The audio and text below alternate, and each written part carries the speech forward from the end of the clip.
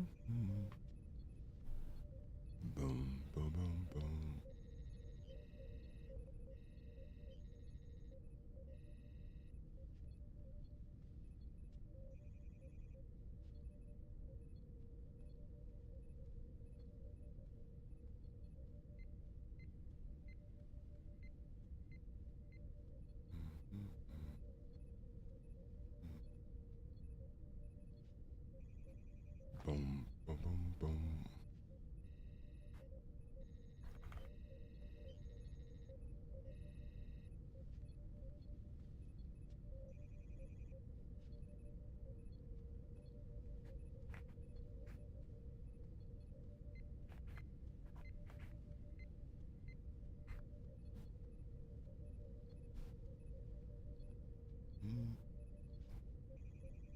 Boom, boom, boom, boom.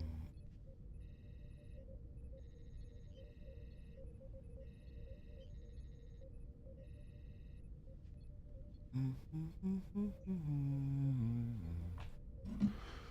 All right.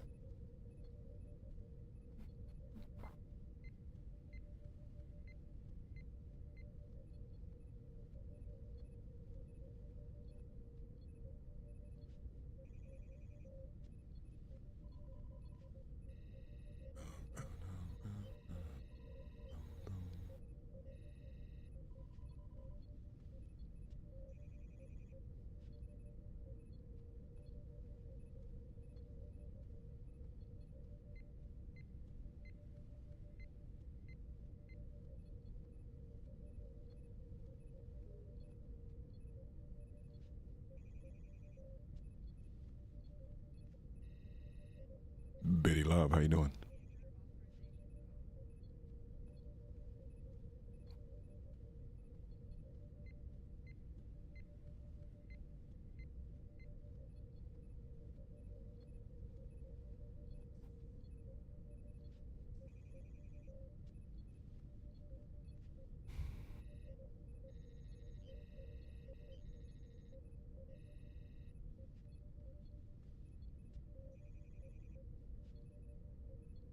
Oh, that's cool.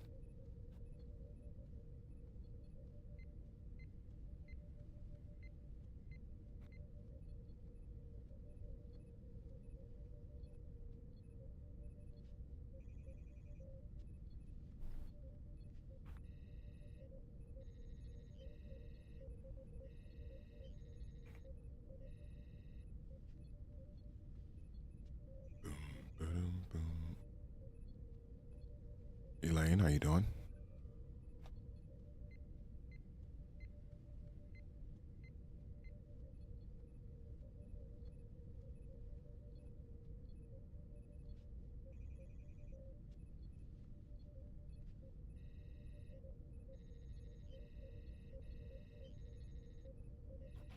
I'm doing okay.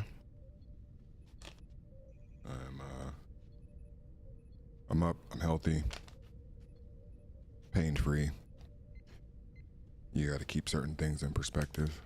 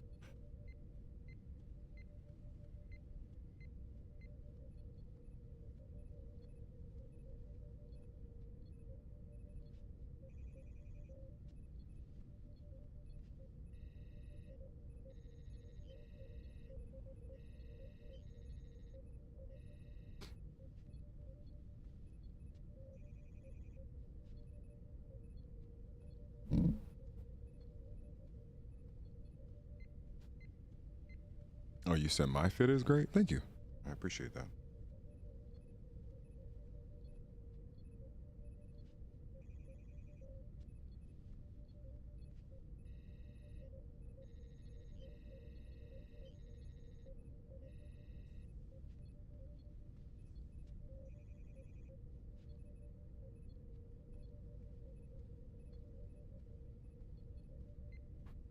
I appreciate that.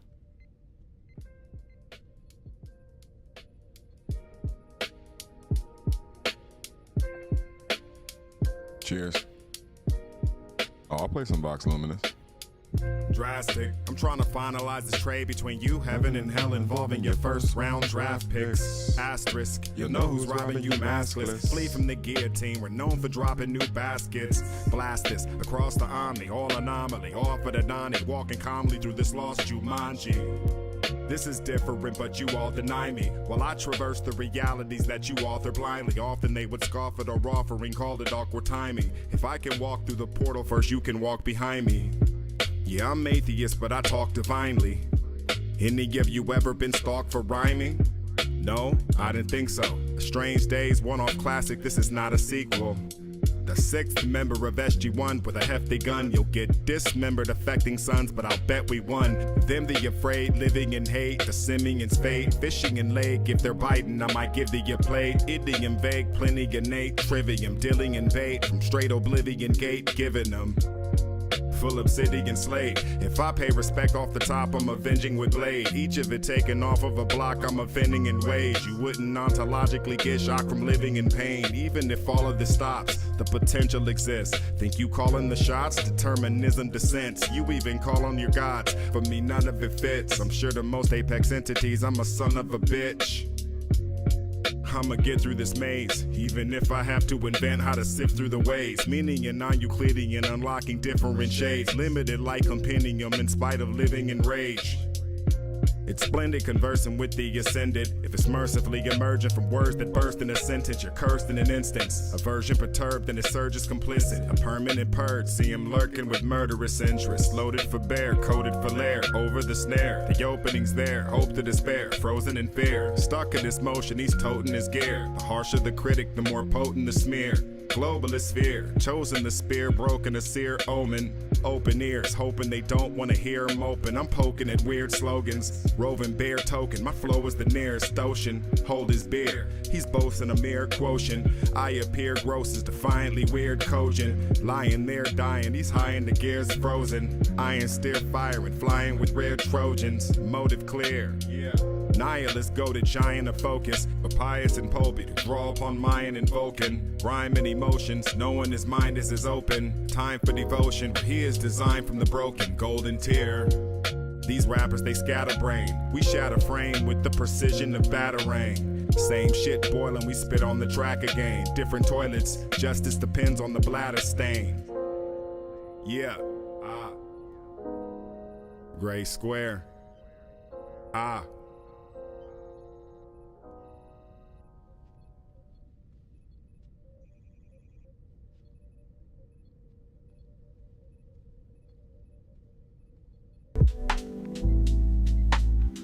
Gray, Quetzalcoatl and Montezuma, Constantinople, Kai Persephone, Ra Medusa. Stay hypocrisy, mocking me as they cock the Luga. A singular body trying to stop us with stock minutia. If it's spitting bars, then I'll hock it to ya. Rock the tuba, orchestrating the block maneuver. More disgraces, deployment takes us through Fallujah. Around the precipice, mortar play as the drops pursue us. Rhyme schemes and the mind streams. Surprise me that I find me, the divine being, live streams. The essence of Omni, so I scream. Forever rapping for progeny, this is my team. Captain left on the high seas, with vessels submerged deep enough to defy leagues. They never minded us till infinity came from 9-3. Resigned, we provoke mind, but this time it's Vox Luminous. Forever indeed, with clever intrigue, whoever it brings is Vox Luminous. A measure of peace, indefinite gleam, fluorescent it beams is Vox Luminous. Ever obscene, unsettling scenes, competitors flee from Vox Luminous. His test is never complete, he's Vox Luminous.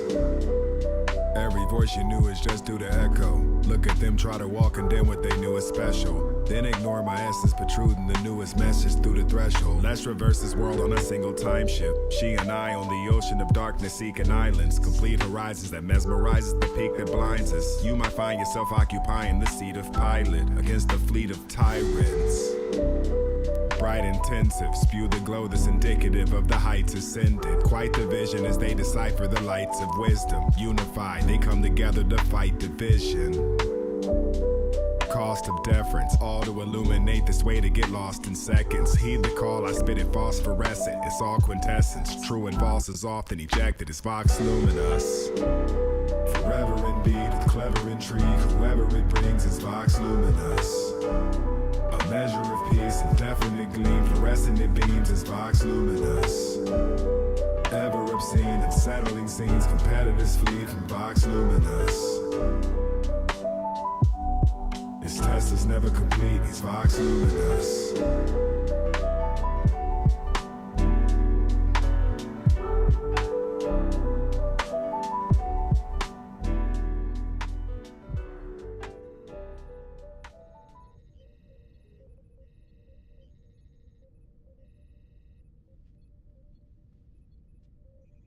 Yeah, so I think we're having some stream issues.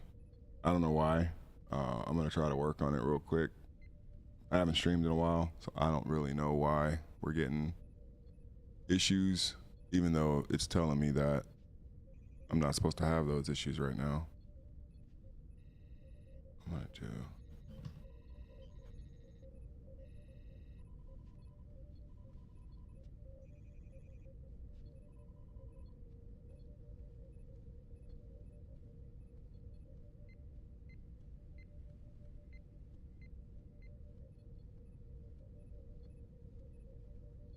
All right, I'm gonna play it and see if it.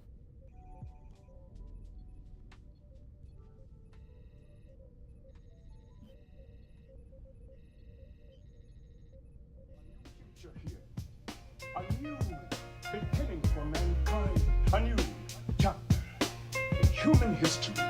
Open right here on my island. Let me know if you guys hear it. Island. Forgive me. Sometimes I do get ahead of myself. Allow me to explain. Gravity's a savage, back and wreaking havoc on the fascist theocratic. Leave the matic, no more hordes. Now I'm targeting overlords, ogre gore. I roam the noble board with bow and sword. Going forward like Kobe scores. To show me more, it's Mick Foley core, holy war. Roving force, descend upon lowly fort. Celestial judges holding court. I'm from a planet that's older than most suns. Colors on the canvas, I'm hoping they don't run. Every citizen god, every lyric is broad. Heavy sentiment, leveraging every enemy barb left of interested. I'm at peace when I'm isolated. The high debated, the all potential, this pride language. Coded in persona inside the cadence. I bet you'll come to know a different oscillation when you vibe the Greydon. And what is it? You understand? That you should have killed me when you had the chance. I agree. I suppose it wouldn't be very heroic. I, on the other hand, have no pretensions about being a hero. Take cover when rhyme flies. My 5 guys are fried where beef take 9 lives. Mile high, from peak get piled right. On street, all concrete, hear loud cry. Knots left be mount-sized. Off top, raw drop, leaving your mouth wide. All knock, call cops screaming we bout die. My weakness is either seeking to free them, it's either or thinking with the deepest of peoples of all minds. Submitted for archive, tectonic vivids, my lyrics be fault lines. My mission is a commitment to drilling in with the militant diligence till it's filled with our own kind. So I'll be chilling in my spaceship, a still an honored facelift, center loaded caseless with all of the villains your heroes hated, lost to greatness. Faded in the gray mist, but dope enough to stay up in your playlist. Don't play with us, we know the coldest ancients. Knock it, of course, is omniversal incarnate. We were shot from the source. Your birds don't even have the option to soar. We just glide throughout each eternity with different plots to explore.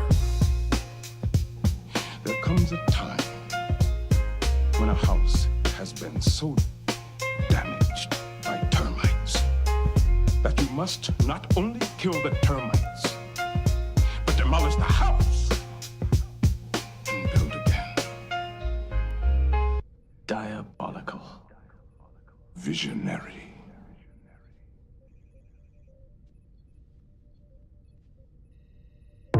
Your boy hit the ground running.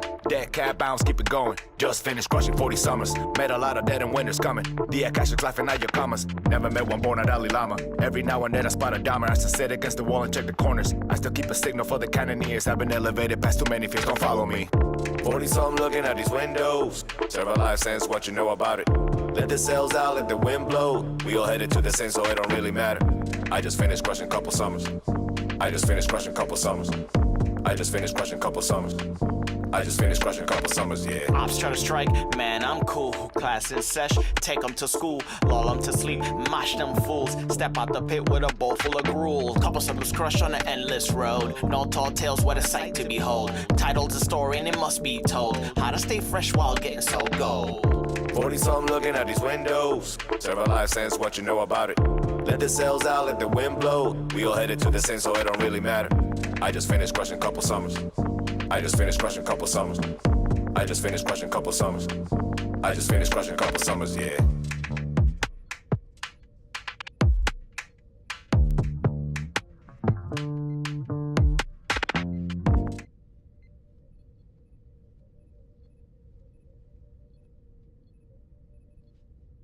I don't know, y'all. It sounded like it was buffering when I was listening to it.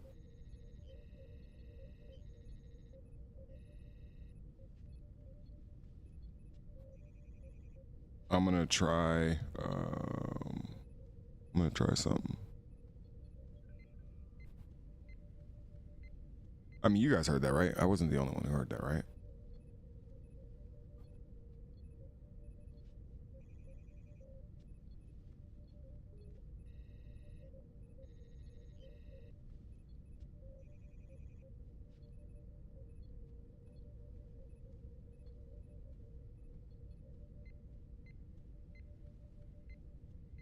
Or was that just me?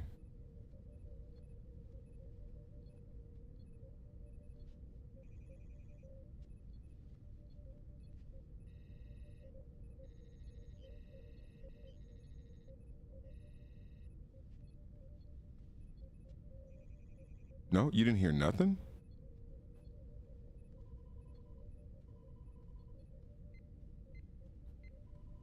Wow. Okay. Maybe it was just me. Because I was listening on my phone, and at the end of the song, it was literally like cutting out. So I'm gonna play one more song.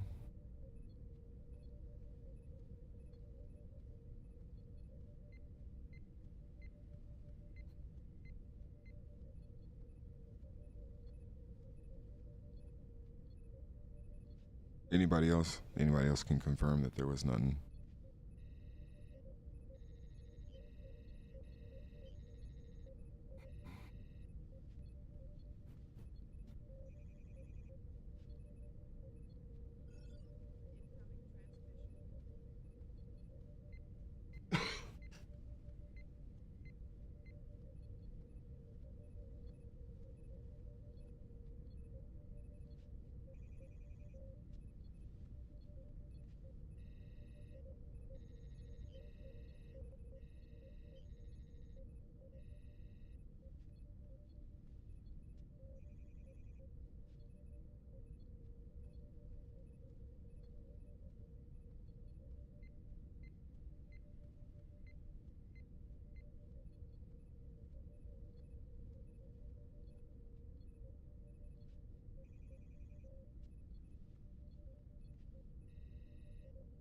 Absolutely. Have a good one, Biddy.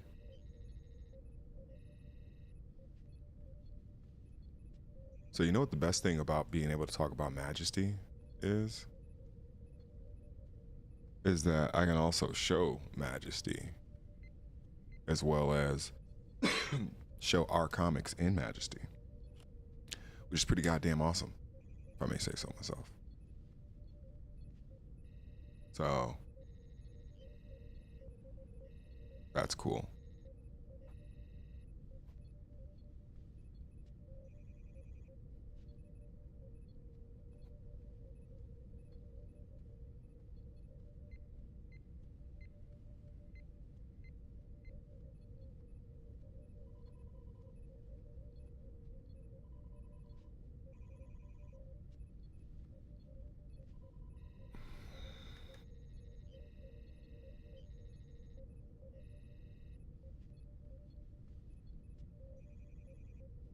wonder if that QR code still works.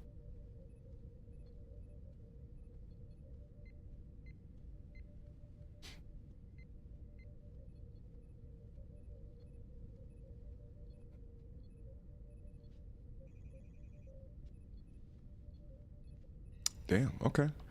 Yeah, you know what? Maybe it was me. I'm willing to concede that because I didn't hear anything in my, when I was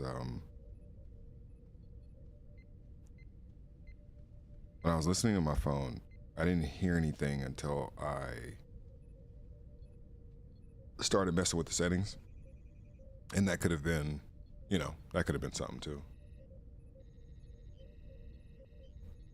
So I don't know. Damn, if you're watching this on a touchscreen device and you scroll, pinch zoom, you can really zoom in. The quality is so good. You know what's funny about this is I always wanted to say, oh, it looks so good, right? But it says, who are Majestic Comics? And I always wanted it to be, who is Majestic Comics? But who are is more talks about people. And I remember us having this conversation and it was like, God damn it. Yeah, we got to go with R, right? But just having this up here, which is like, you know, I thought that was pretty cool. Our website's getting a redesign, which is great. I mean, not that people really go to websites anymore, but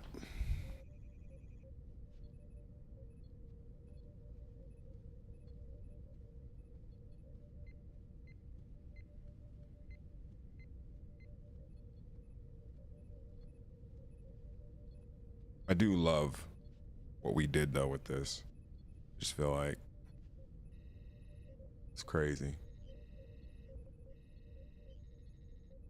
Two powerful allies from vastly different worlds.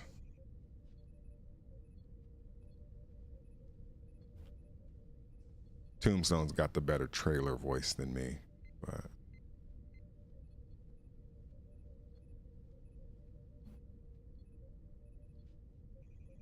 yeah, I may do this down here instead.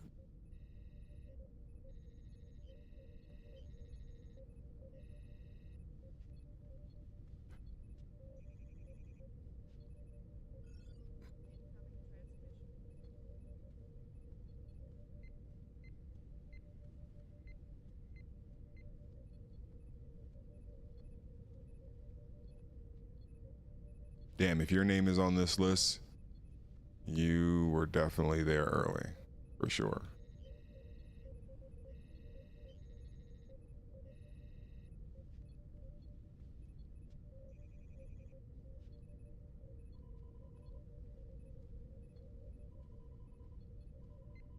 First of all, let's look at that. Let's get a good view of the art here. Because, you know, that's one of the things we... Oh, I didn't realize. Oh, that's crazy. I did not realize we... Ooh, that's fucking gross. Okay. Okay, I'm not mad at that. I'm not mad at that.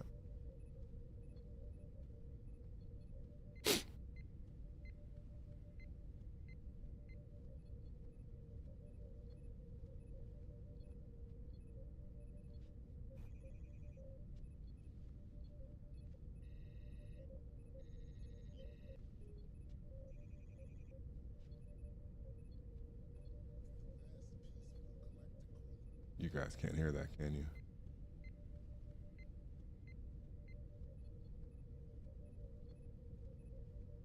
I don't want that doubled.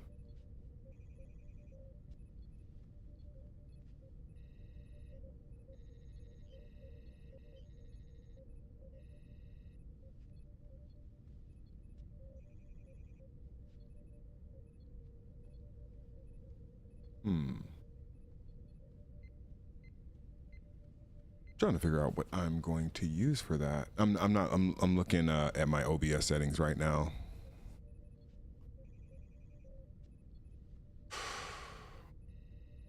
How am I gonna do that? I don't want to restart my OBS. the best thing I can do is create a new.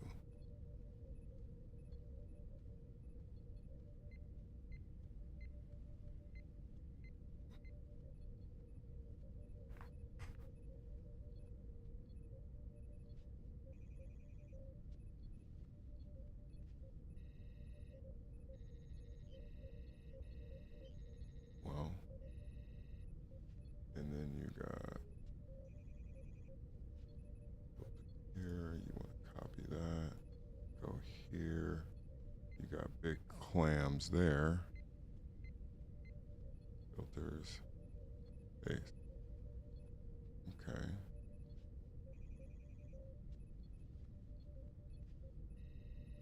So that also means, okay, so that also means I have to do this.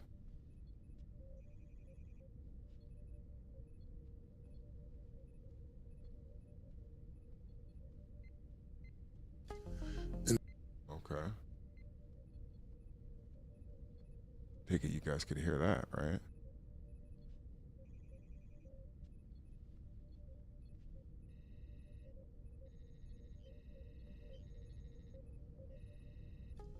In the vast, peaceful galactic. Okay, what am I hearing too? Oh, I know why. Because audio preview is not set.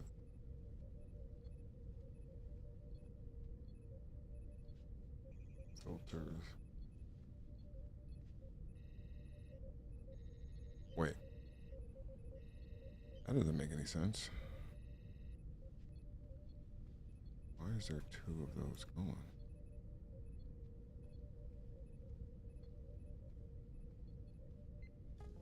In the vast peace.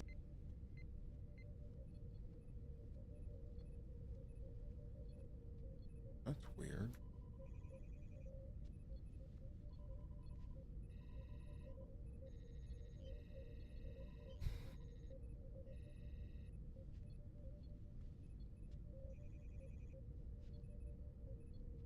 Okay, so the only other alternative is, well, should this? In the vast, peaceful galactic coalition of the Extropians. Okay. I mean, logically, it doesn't make sense.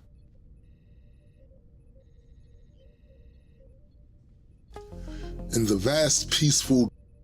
Sorry, I know I keep starting that, you guys. I'm just trying to, I'm trying to really understand what my signal flow is here. So let me mute that real quick. In the vast, peaceful galactic coalition of the Extropians, a civilization built on scientific inquiry and technological progress, one mind shines brighter than most. They call him Grey of Extropia. He is a brilliantly. In the vast, peaceful galactic coalition of the Extropians, a civilization built on scientific inquiry and technological progress, one mind. So do I just go filter?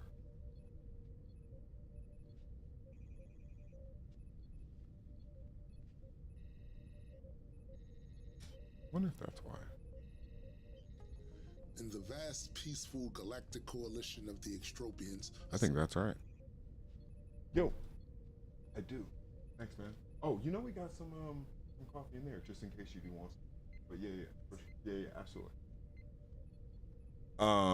Okay, yeah, I think I found it. Also, I need to tap in with the Lord of Entropy himself, but I don't know if he wants to be on stream.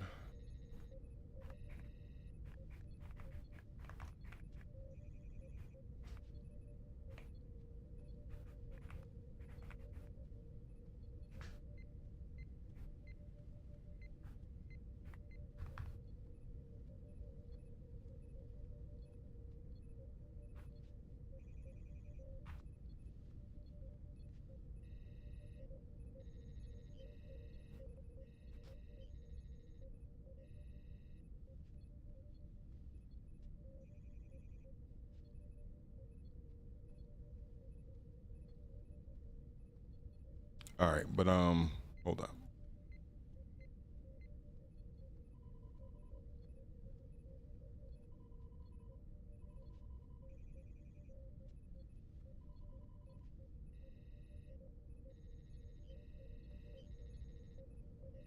feel like I could have done a better job with this read flow here. Oh, it is beautiful. What's up, bro? The Lord of Entropy himself. Yeah, I feel like I went art first and not narration first, but I should have. I could probably go in there real quick and change that.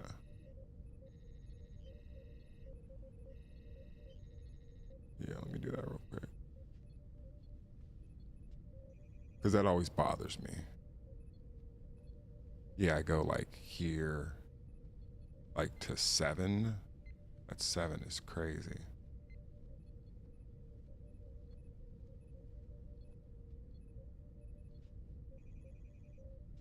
Then maybe you go wide out shot.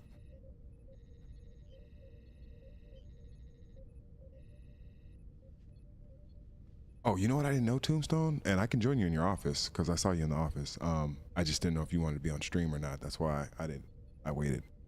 But I didn't know we had this.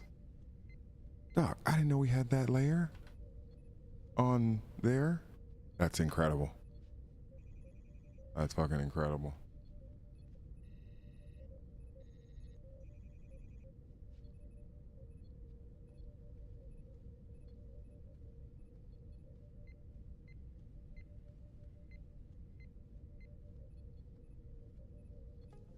In the vast, peaceful galactic coalition of the...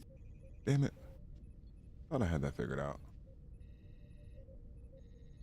Filters.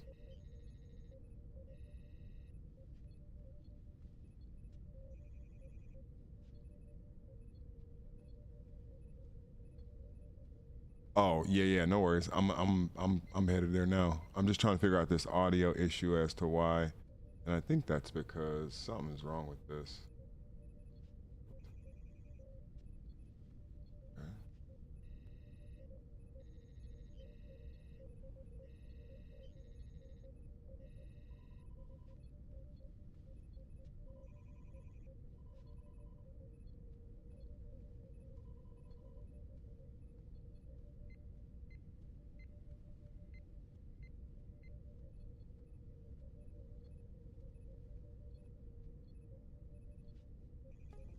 In the vast... God damn, it's loud. In the vast, peaceful galactic coalition of the Extropians, a civilization built on scientific inquiry and technical... All right, so let me know if you guys hear this. In the vast, peaceful galactic coalition of the Extropians, a civilization built on scientific inquiry and technological progress, one mind shines brighter than most. They call him Grey of Extropia. He is a brilliantly inventive scholar, an obsessive thinker who has mastered mathematics, physics, biology, and engineering. He is already one of the most accomplished scientists his people have ever known. But his brilliance is not confined to his mind. Grey has augmented his own physiology, replacing much of his body with a nanite cellular structure. This grants him incredible abilities, rapid healing, enhanced reflexes, and strength. While he is capable of great force, he prefers to overcome obstacles with his keen scientific mind.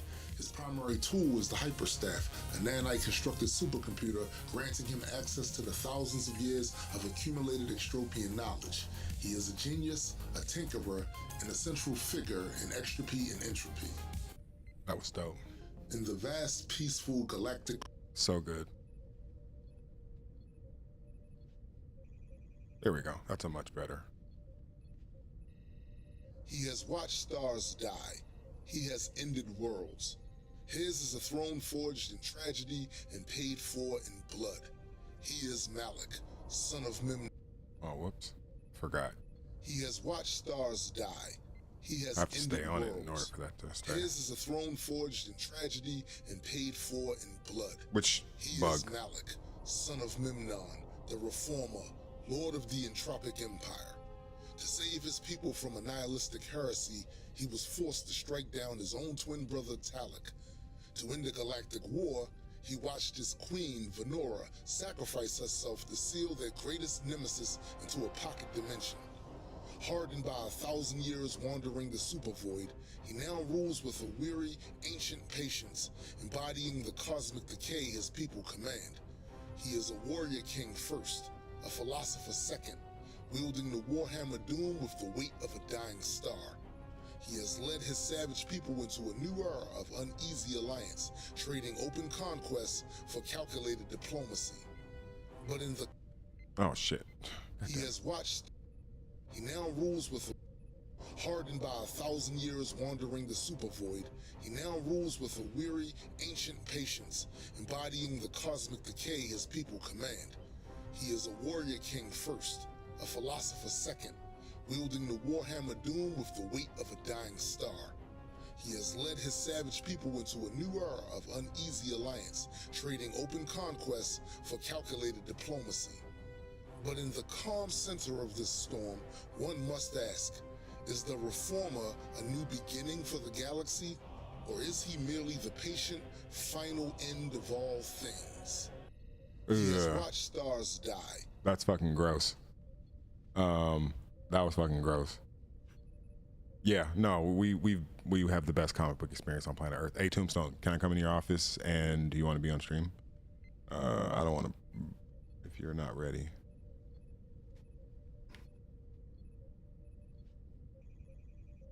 Okay. Copy that, stand by.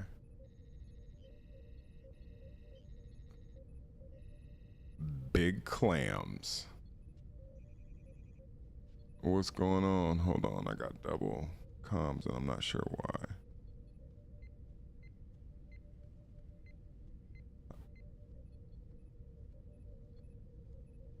Looks good, right?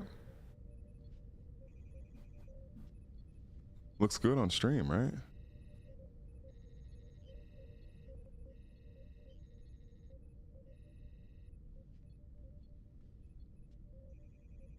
I know. It's so crazy. Are you guys hearing Tombstone loud and clear on his side? And I'm gonna bring his video in a hot second. I just haven't done it yet.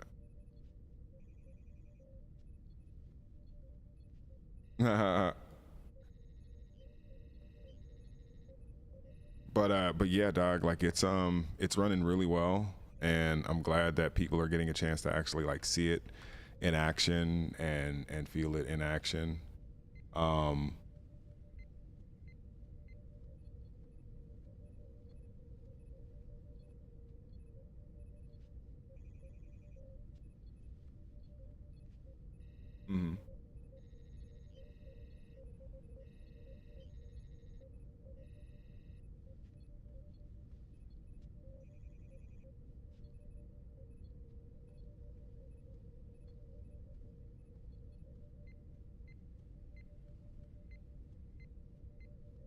Hold on, Tombstone. They're saying they're not hearing you. How is that possible? And it looks like, hold on.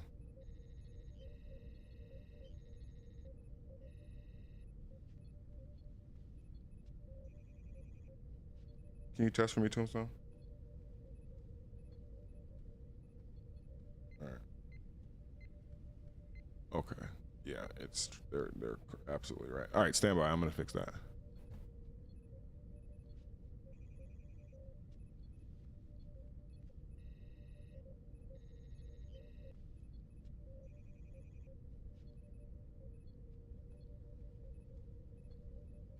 You might have.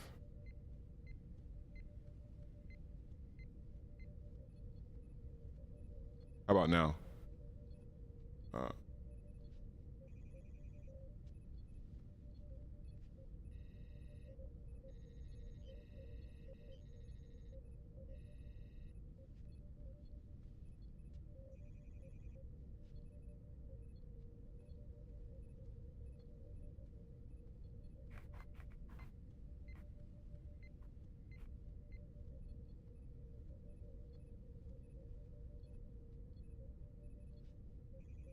You say you put one in for Zillith, but it wasn't working?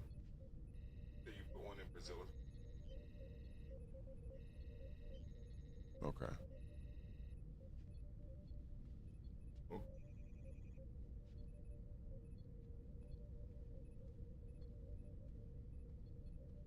Yeah, I think I'm gonna have to restart my OBS real quick because I think my OBS sound is tripping. So I'll be right back. Don't go nowhere, you guys.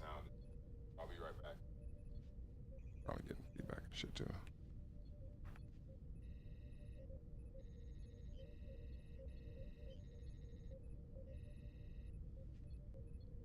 Uh-huh. Yep. Yep. It should.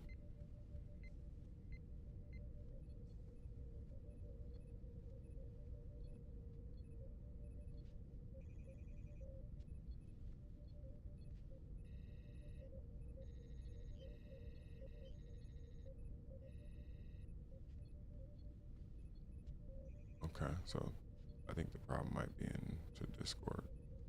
I'm gonna go in there real quick.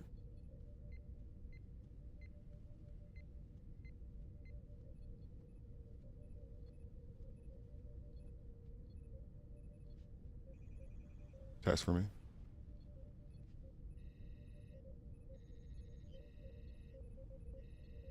Nope.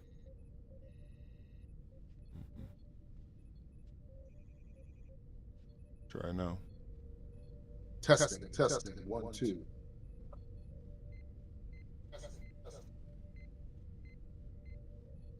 Is that it? Yeah, I mean, I hear it. It's not like the audio logic is stupid as fuck. I have no idea what the fuck is going on right now. But I think I got it.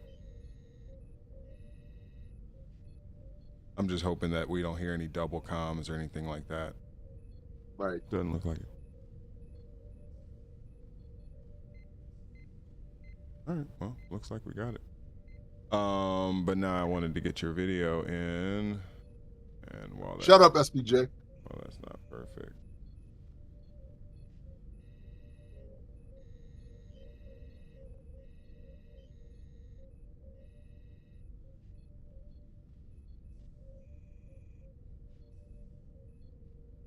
That's from my phone.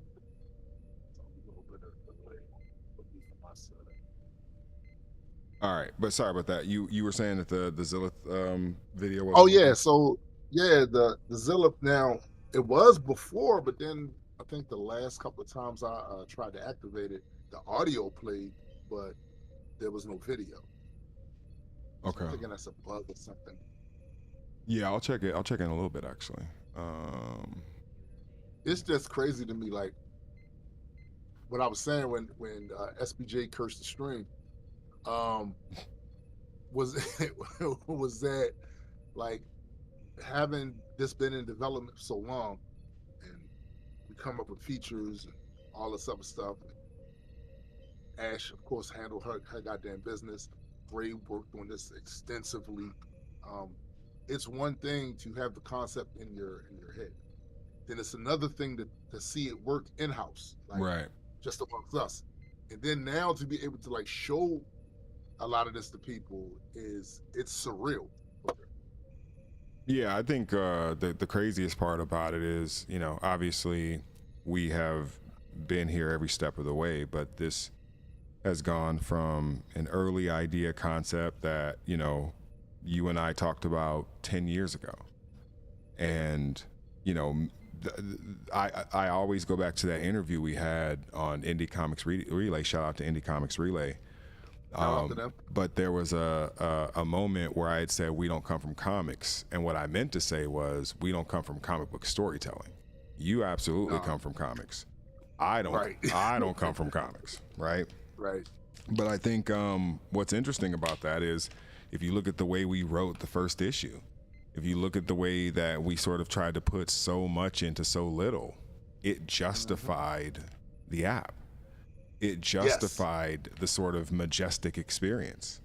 And in my opinion, had we come from writing comics, Side, we might not have seen it that way, because we would have been insiders and we would have done things the way the industry has always done things. And, you know, the same reason why I got rebuffed for wanting the magical colored fucking text bubbles and shit. And it's just like, wait a minute, dog. Like, are we going to try to do anything new? Is this the amount of resistance that motherfuckers have been meeting this entire time?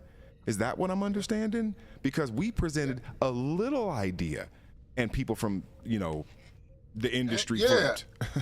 And look, the thing is, this was a small, thing that it's not wholly unprecedented. We've seen it in other books. They just didn't do it wide scale. They didn't scale it up.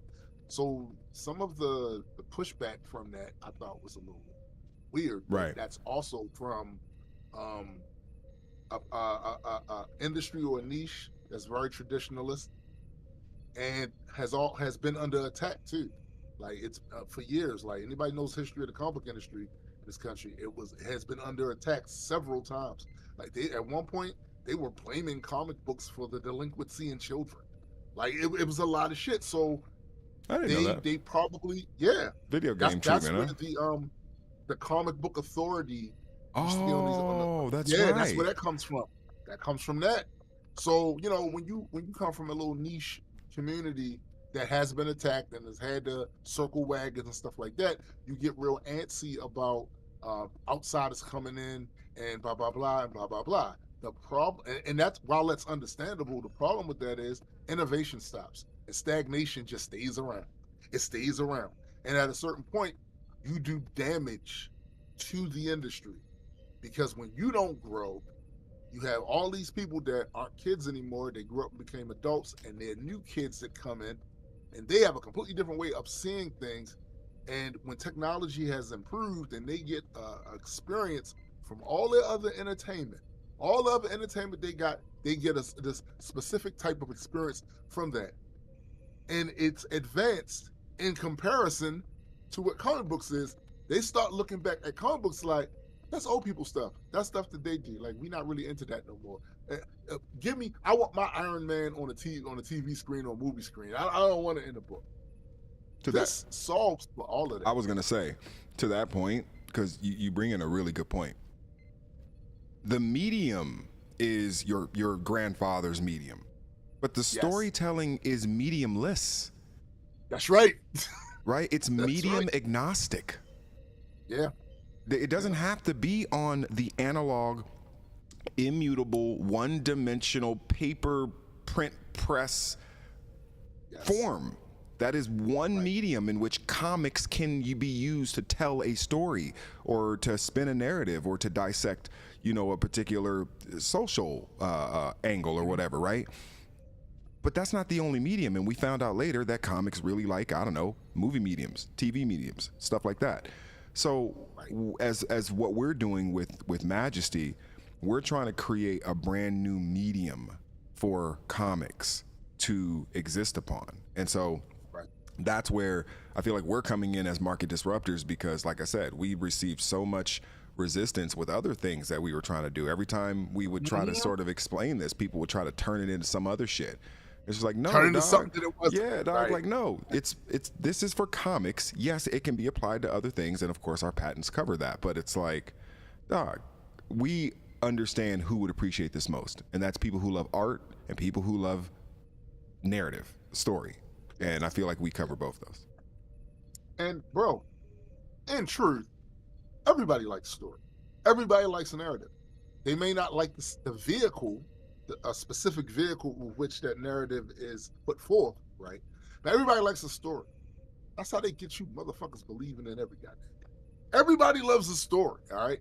From fucking commercialized campaigning as far as marketing.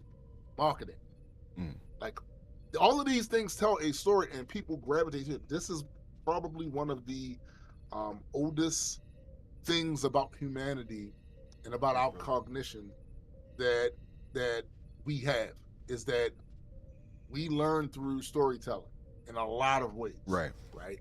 So it's like, I think part of the resistance is people feel like, I don't know, maybe something new would mess up the story experience. But what we have seen is that's not true. Like, it wasn't true that television would mess up the story experience.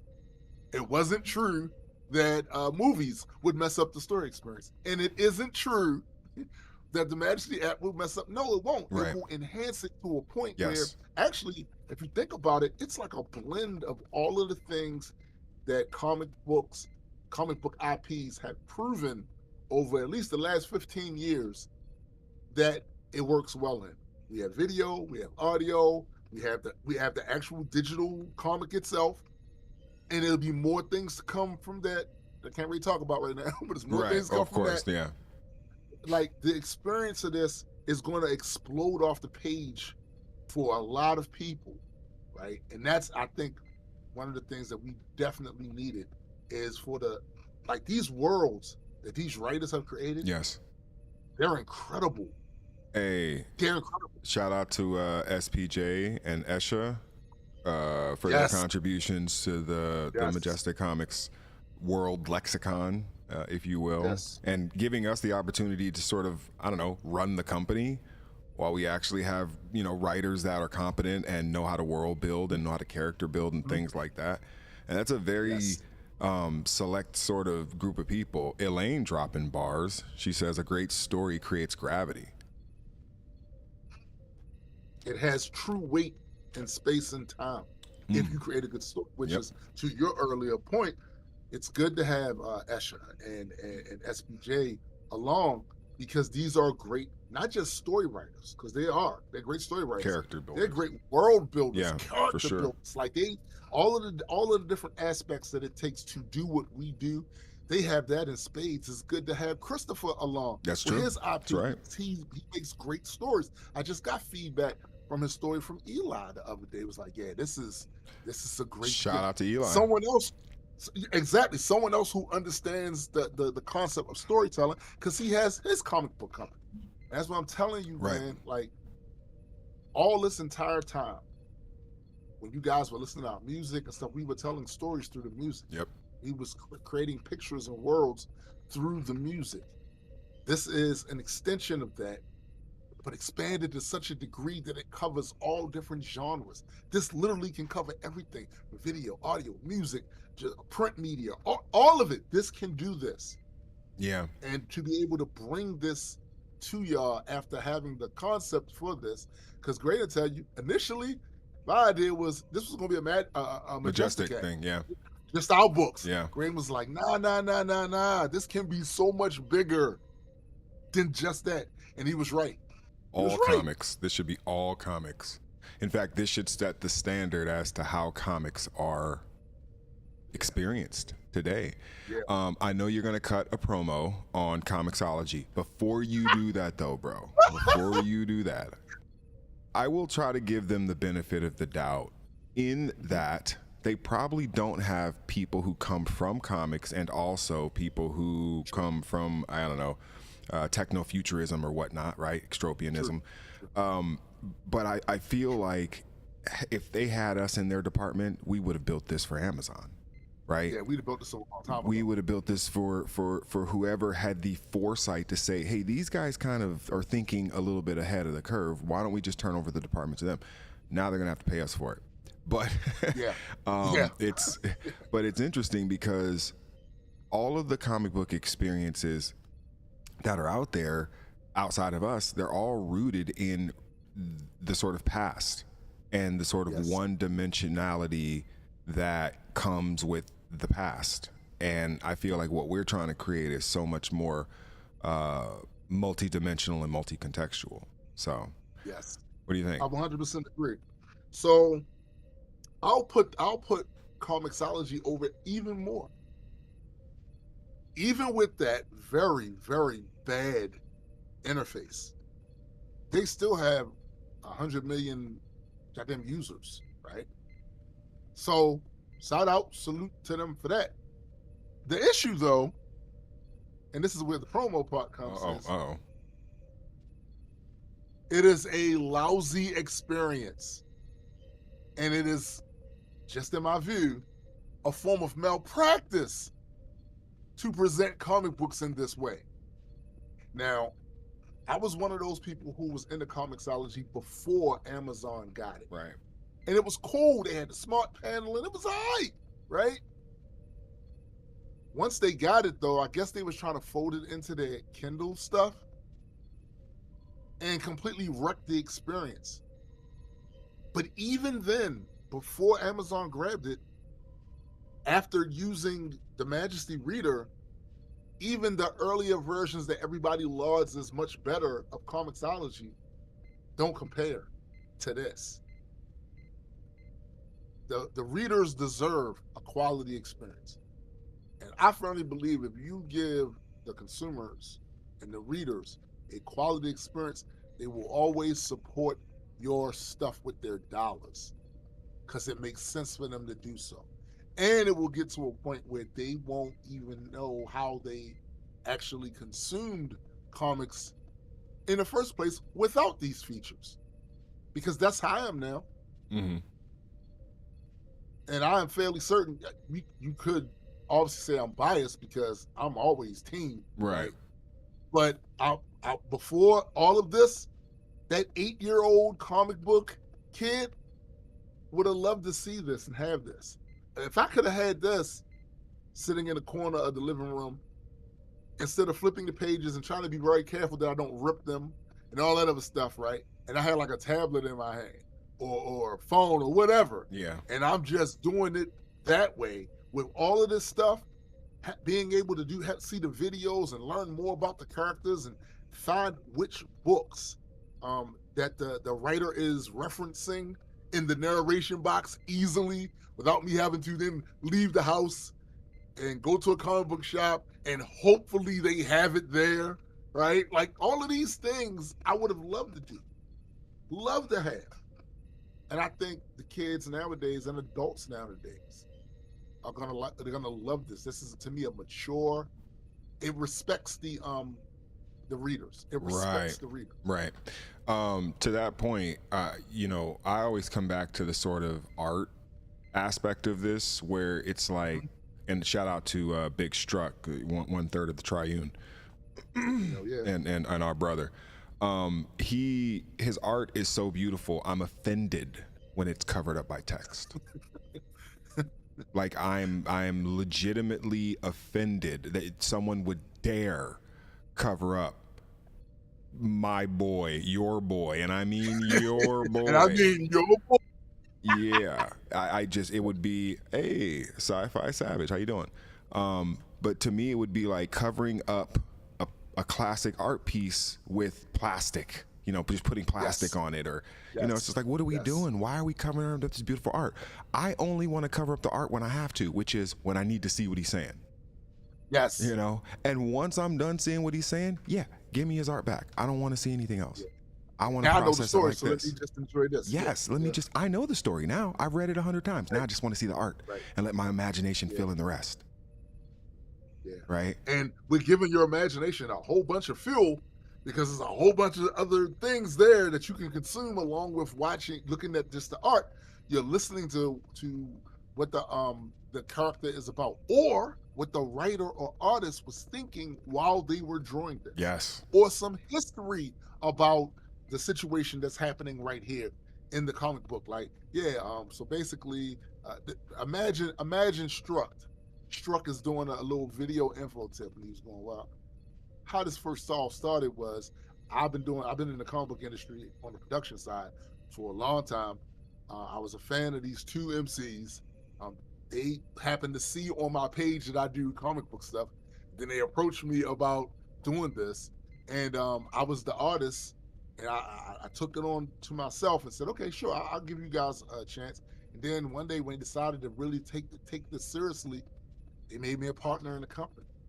And bam. Imagine him being able to tell that story. Yeah. Well, in the comic book.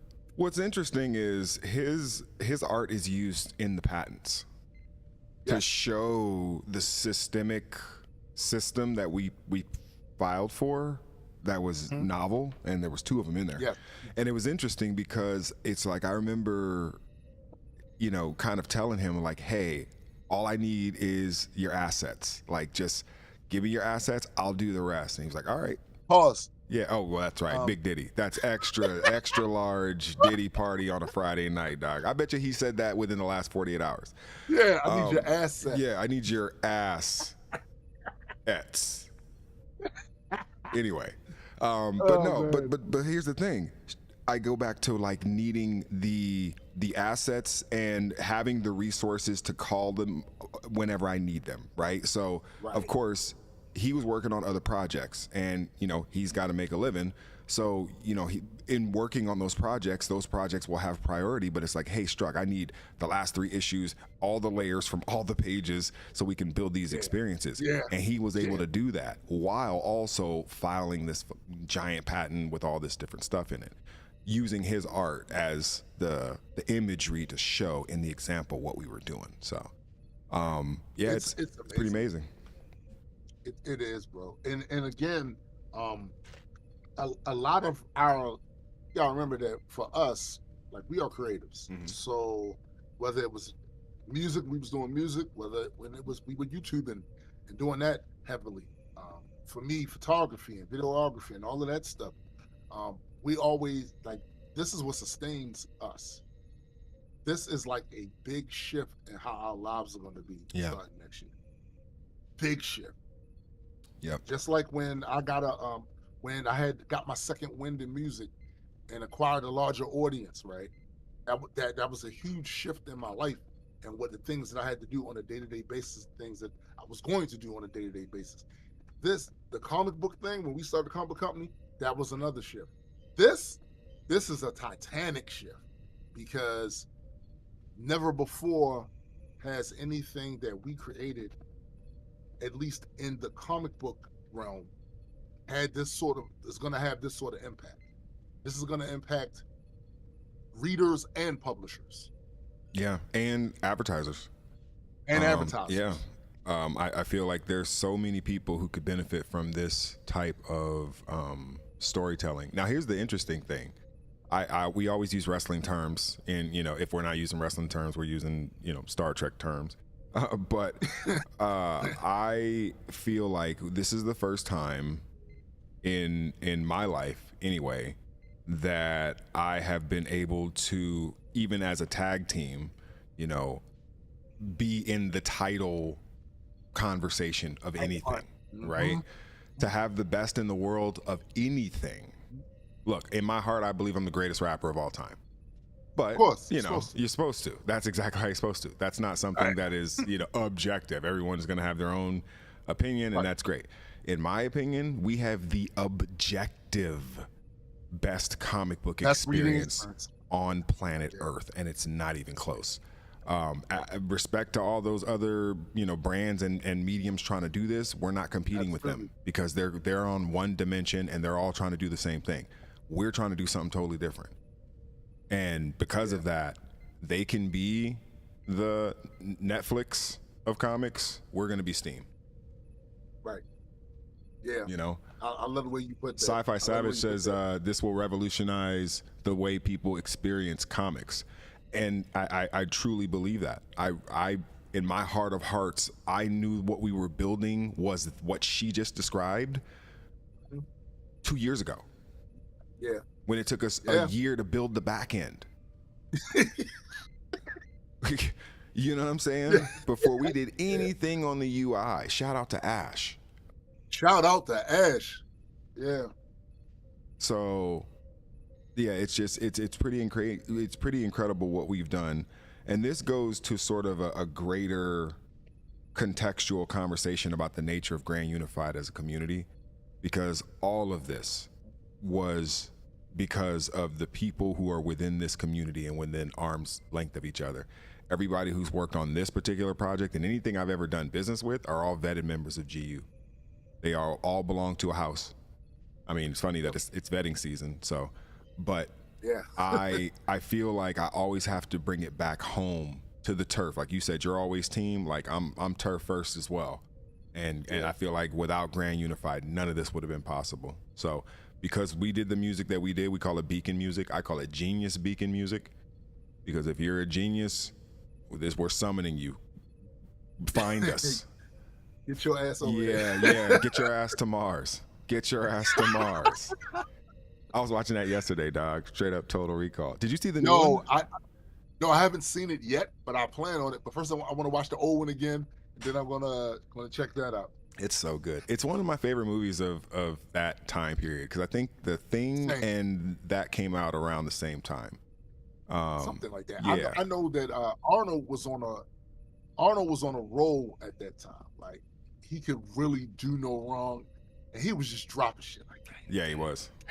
Yeah, he was. He had like a 7-movie run where it was just like, Yeah. dude was literally the man. Predator.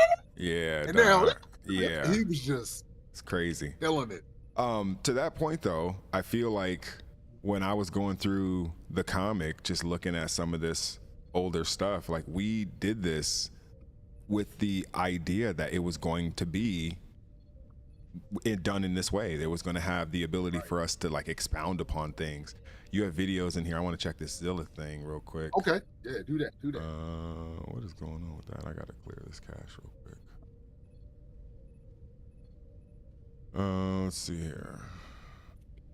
And be advised, this is a beta. I need to put a thing on the screen that's like beta Yeah, for real. and whatchamacallit, cause let's see here.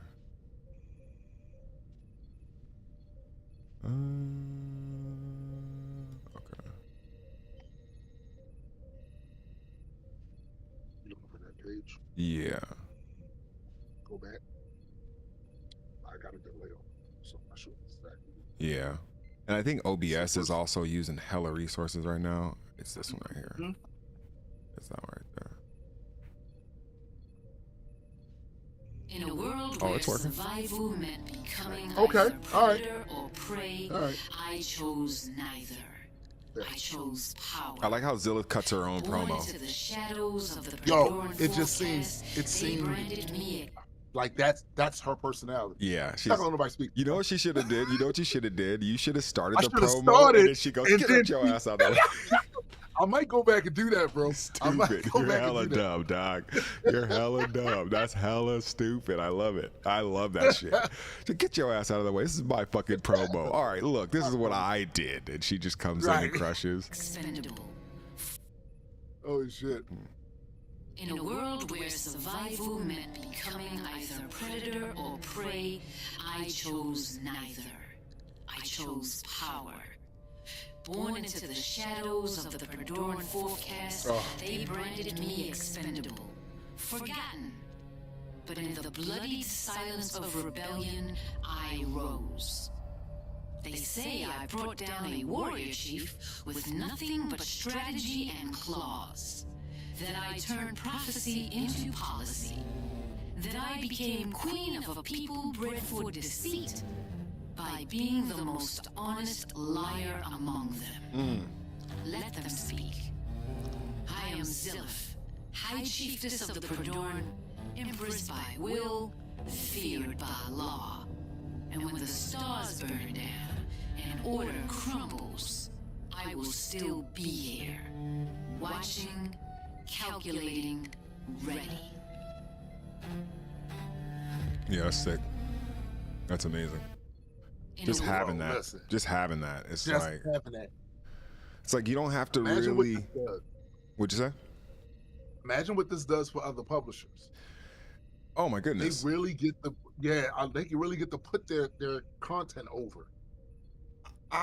You know what's crazy is like I see so many things that could have been done years before we got to it. And you have to ask yourself, like, why wasn't this done this way? Is it the resources? Is it just they're just not interested? Because to me, it just seems like I am not the most creative person in the room. You are far more creative than I am, and we've built this together with all of us, right? But it's like That's debatable. But here's the thing: there's got to be people sitting in a room thinking shit up, and like how, huh? Us? It's money, bro. It's money.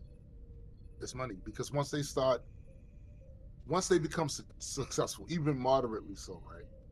It's the if it ain't broke, don't fix it rule, right?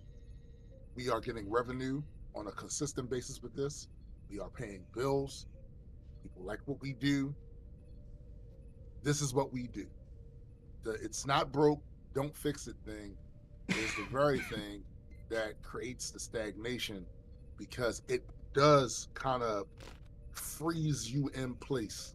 It freezes you into a place while everything else is moving forward. Mm-hmm. And then what you find is that all of a sudden you're not making as much money as you used to.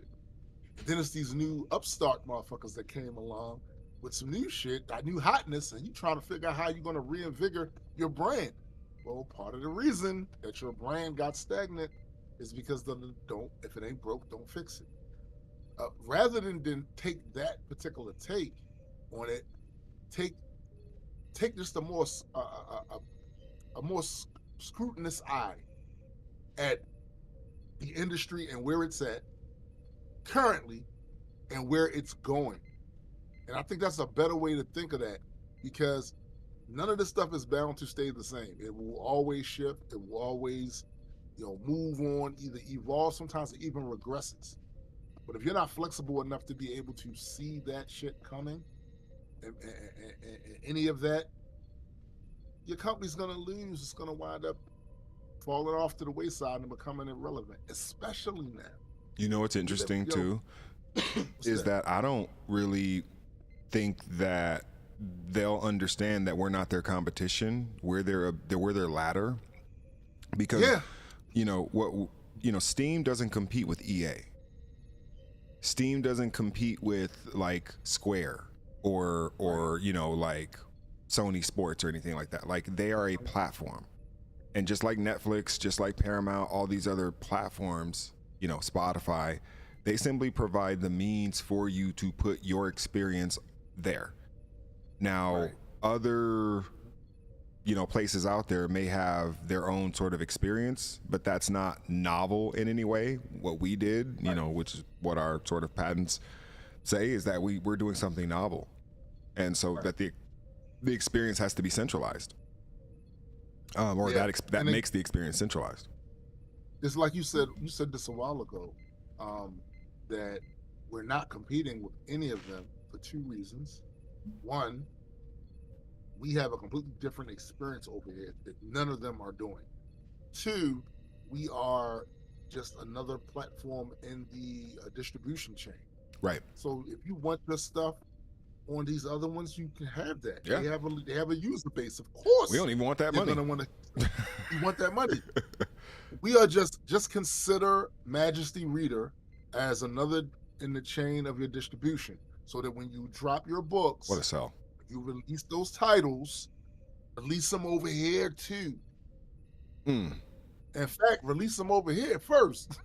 Bro, right? you should be helping me pitch, because that's a great pitch right there. It's like we're just adding to your distribution chain, which adds to your potential revenue streams. Stop it. Right.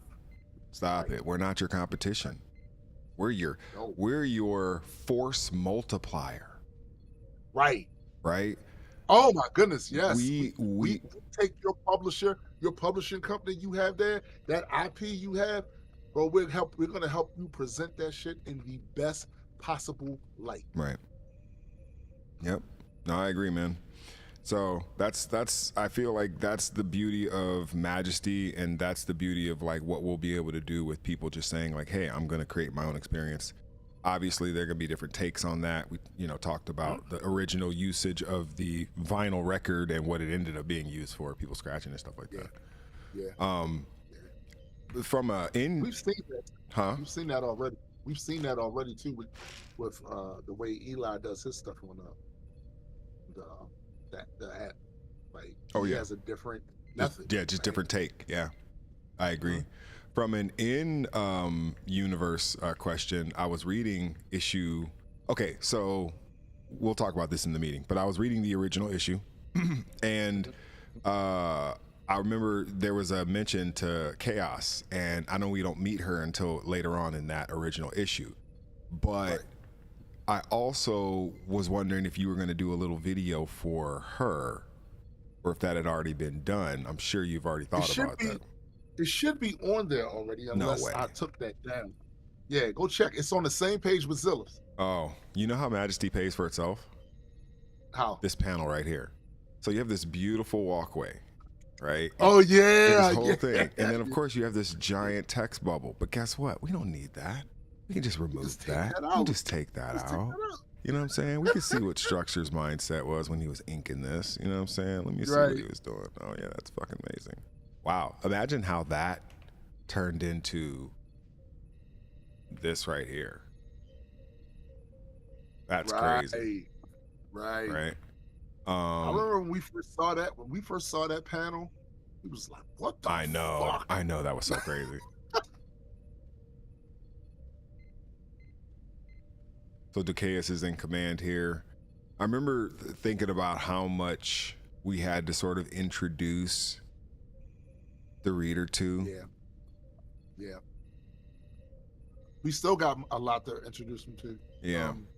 But now it's like we can talk about these original issues now. That's true. And soon, very soon, everything's going to kind of be on the table. Like, you guys are going to have a complete understanding of where we're going at with this story. And the next couple of issues, you're going to see. You're going to see. For sure. You know? I also was thinking too about, you know, going back in there and adding different things. Like, I know we have a lot of plans for what could be added. And look at this. Come on, man. Why would you cover this dude's art up? It's so crazy. It's just beautiful, dog. I can't wait to get more of Majestic's IPs on there for real. We got a lot of stuff coming. We have a lot of stuff coming. And it's going to be wild. I'm telling you, my whole goal is to make the Majestic Comics, just as the editor-in-chief, to make the Majestic Comics experience on there second to nobody. Yeah, no one's fucking with us. Nobody's. Yeah, and here's the thing. Like the platform, the market will decide whose experience is worth paying for. Because if you come in here lazy and there are people doing some really unique shit, it's gonna be like, yeah, bro, like you got certain things, that's cool, but why should I pay $5, $6, $7 for this? What is the experience that I'm gonna either continue to get, or what is the experience I'm gonna get when it comes to this? Because I have games in Steam that I bought one time, played like maybe a couple of hours, and I never played again. Don't even play them again. Yep. So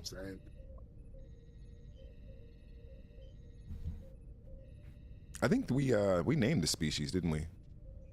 We did. I think we do have the name for the species. Yeah, we do. And a name for that character, if I'm not mistaken. Oh, that's right. Absurd. So I did a wide out here. I go from this absurd, so it cuts in like, you know, they have deceived us, creating a machine capable of destroying the fabric of reality itself, and you go absurd, and then I go big pan out to show like everything that's happened, and then I go into, you know, big diatribe, big monologue, talking shit. Yeah. Oh, there is. This is the Chaos one. Yep. Princess Chaos, heir to the Entropic Empire. She is the daughter of Lord Malek the Reformer and the martyr Queen Venora. She inherits an empire grappling with its own reflection. The old generation, forged in a 1,000-year journey through the supervoid, clings to the iron fist of conquest. To them, alien worlds are simply ruin waiting to be unleashed. But Chaos is of the new generation. She was raised on her father's reforms, taught to be more aware of other cultures. While the old generation sees only rivals to be subjugated, she understands that value can be found in a species beyond just what can be taken by force. Yet the lethal blood of Zolokar flows in her veins. She is a born leader, an aggressive warrior, trained by the old generation to be a weapon. She inherits her father's raw power, the potential for absolute destruction. But she is haunted by her mother's legacy, Queen Venora, a savage conqueror who became a martyr, sacrificing herself to save the galaxy from the Velan. Her mother is venerated as a legend. Chaos must be more than just a warrior. She must live up to that impossible sacrifice. She must forge her own path to be the weapon of her ancestors and the savior her mother became. That's crazy. Oh, you're muted. Yeah, bro. Yeah. Listen, we got stories for y'all. Hey, I'm gonna step away real quick. You got the floor. Yeah, I got it. We got stories. All right. That's the one thing you don't have to worry about. There are other parts of the infrastructures of the things we're building that we're still fleshing out. And we're gonna get that. We're absolutely gonna get that. Well, one thing you don't have to worry about is stories, because I OD'd on a lot of this stuff. I ain't gonna hold you. I OD'd. And I'm not the only one. See, this is like, there's like an ocean of other stories just underneath, like mine, that haven't come to the surface yet. You got SBJ over there. He has a bunch of dope ass IPs, characters. You name it, he has that. Then Esha has a bunch, right? The IPs that we've shown thus far are only like the surface level stuff. I know I have horror stories, other sci-fi things, an entire superhero universe or whatever. Actually, several of those, and even mythological realities, right? Where I've written out stories for that and characters and all these things. So it's a lot there. Now, in order to get that stuff done, of course, it's going to take funding to do, and we're going to figure it out. We'll figure it out. But it's a lot of stories here. One of the other things that we absolutely positively have to figure out is we have to get on a better schedule with some of the other content, because in truth, we definitely could be uploading more on the Majestic Comics channel, on our Patreons, all of that. We have the content. It's just getting the time to put the stuff together. And I know in 2026, that's one of my main concerns, one of my main priorities is to have us upload more often, because there are other things that we can talk about in the lore other than the direct continuity.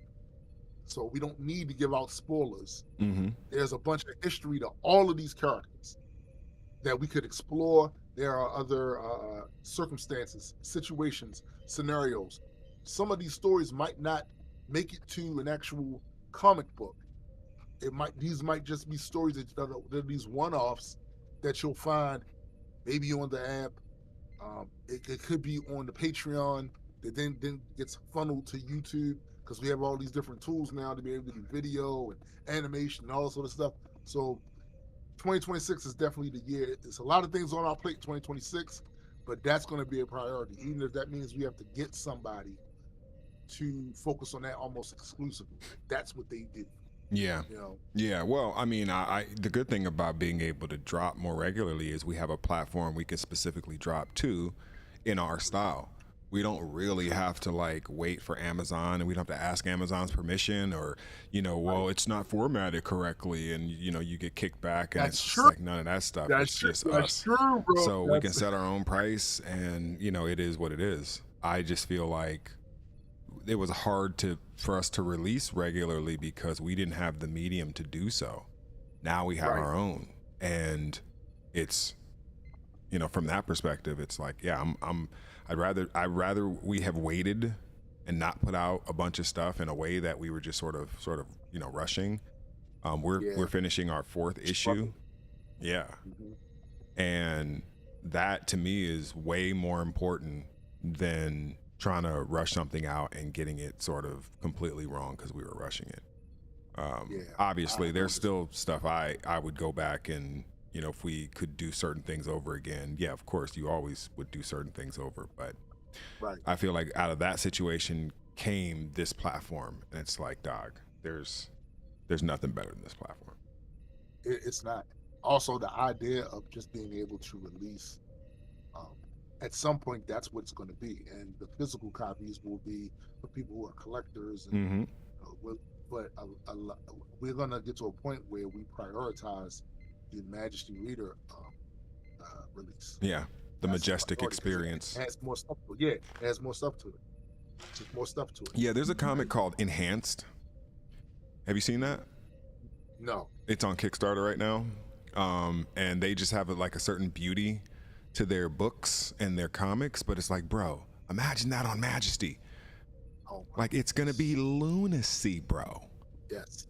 It's gonna be lunacy. Okay, so Zilla, she cuts her own promo. Hold on, I'm gonna. So, what's funny is we are 2 issues in or 3 issues in, going on our 4th, and we have not sort of come back to the sort of council ramifications because the war started, and at a certain point we are gonna have to like. We gotta deal with that. Yeah, we gotta deal with that. Deal with that, because that space says there's operatives within the Extropian expanse. Like, what? Right. That has to be addressed, because at the end of the day, these operatives are there for a reason. They're planting time bombs or planting seeds, or maybe they already planted those seeds, and that's how we got here. But those things have to be addressed. And the intrigue of the council, that's the thing that I definitely want to explore that, because there are a lot of different civilizations in the Centauri that we haven't even covered yet, right? And there's a whole bunch of stories to be told about what their reaction is to everything they're seeing. Mm-hmm. The fact that this council has been a thing for a while, and it's been useful. It's been very useful for them to see it turn to this, right? Like, what are these people thinking? What other civilizations maybe had misgivings about the council from the beginning, but they did it because this was what was happening right now. Right. And now that things are falling apart, now they have the opportunity to voice their opinions on how this person, how they ran this, or they didn't like this, or blah, blah, blah. I didn't like the trade thing you did with this group right here, and I feel like you're giving them a bit too much access to design. All of these things, it's intrigue in that. And I could probably write an entire whole other title just based off the shit that happened, that could potentially happen in that council, because there's a lot of weight to that council. It's because the council was formed, and I think I've talked about this on other YouTube channels, on our YouTube channel and other videos. The council was formed as a way to combat the Entropics when they first came there. That's how the shit was formed. Right. And from that point, it's done a lot of good for the Centauri, right? Because you had the Velan situation. Good thing there was a council there, right? So right. It's a lot of things that it done, but it obviously had that. It couldn't have possibly been all positive. It had to be some negative, some conflict because of the council. There are sovereign nations that may feel like the council might be overreaching with some of the shit. Look, you look in the first issue when they sent the fleet to go meet Malik. You saw how the Chaos felt about that shit. Yeah, but right? Like, what the fuck? Yeah, but Decay. Hold on, because you already know how I feel about Decayus, dog. Yeah, dog. Your nephew, your boy, and I mean your boy. Yeah, man, he's got some issues, dog. He's got some real issues, and he specifically got issues towards extropians because he don't hear. I mean, he's never said anything like that about, like, you know, the Nalvesk or the Kulex or like, you know. Anything like that. So it just seems like he's got a real axe to grind against us. I think I know what it is. Think about it. So his father got killed trying to do a coup, basically trying to wreck the whole culture of what the Entropics were. During a time when they were very vulnerable in the Super Void, right? So he was raised by his uncle. Now, I would not call Malik the father knows best type of.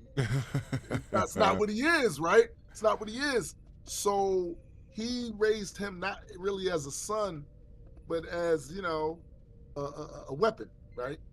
So learn how to do this. I'm gonna send you and your Simajah to. That's how he raised him. So what winds up happening? So they get to the Centauri. They have this huge war with all these different civilizations. Malik eventually sues for peace, right? They get all that rocking, and then Malik gets this homeboy.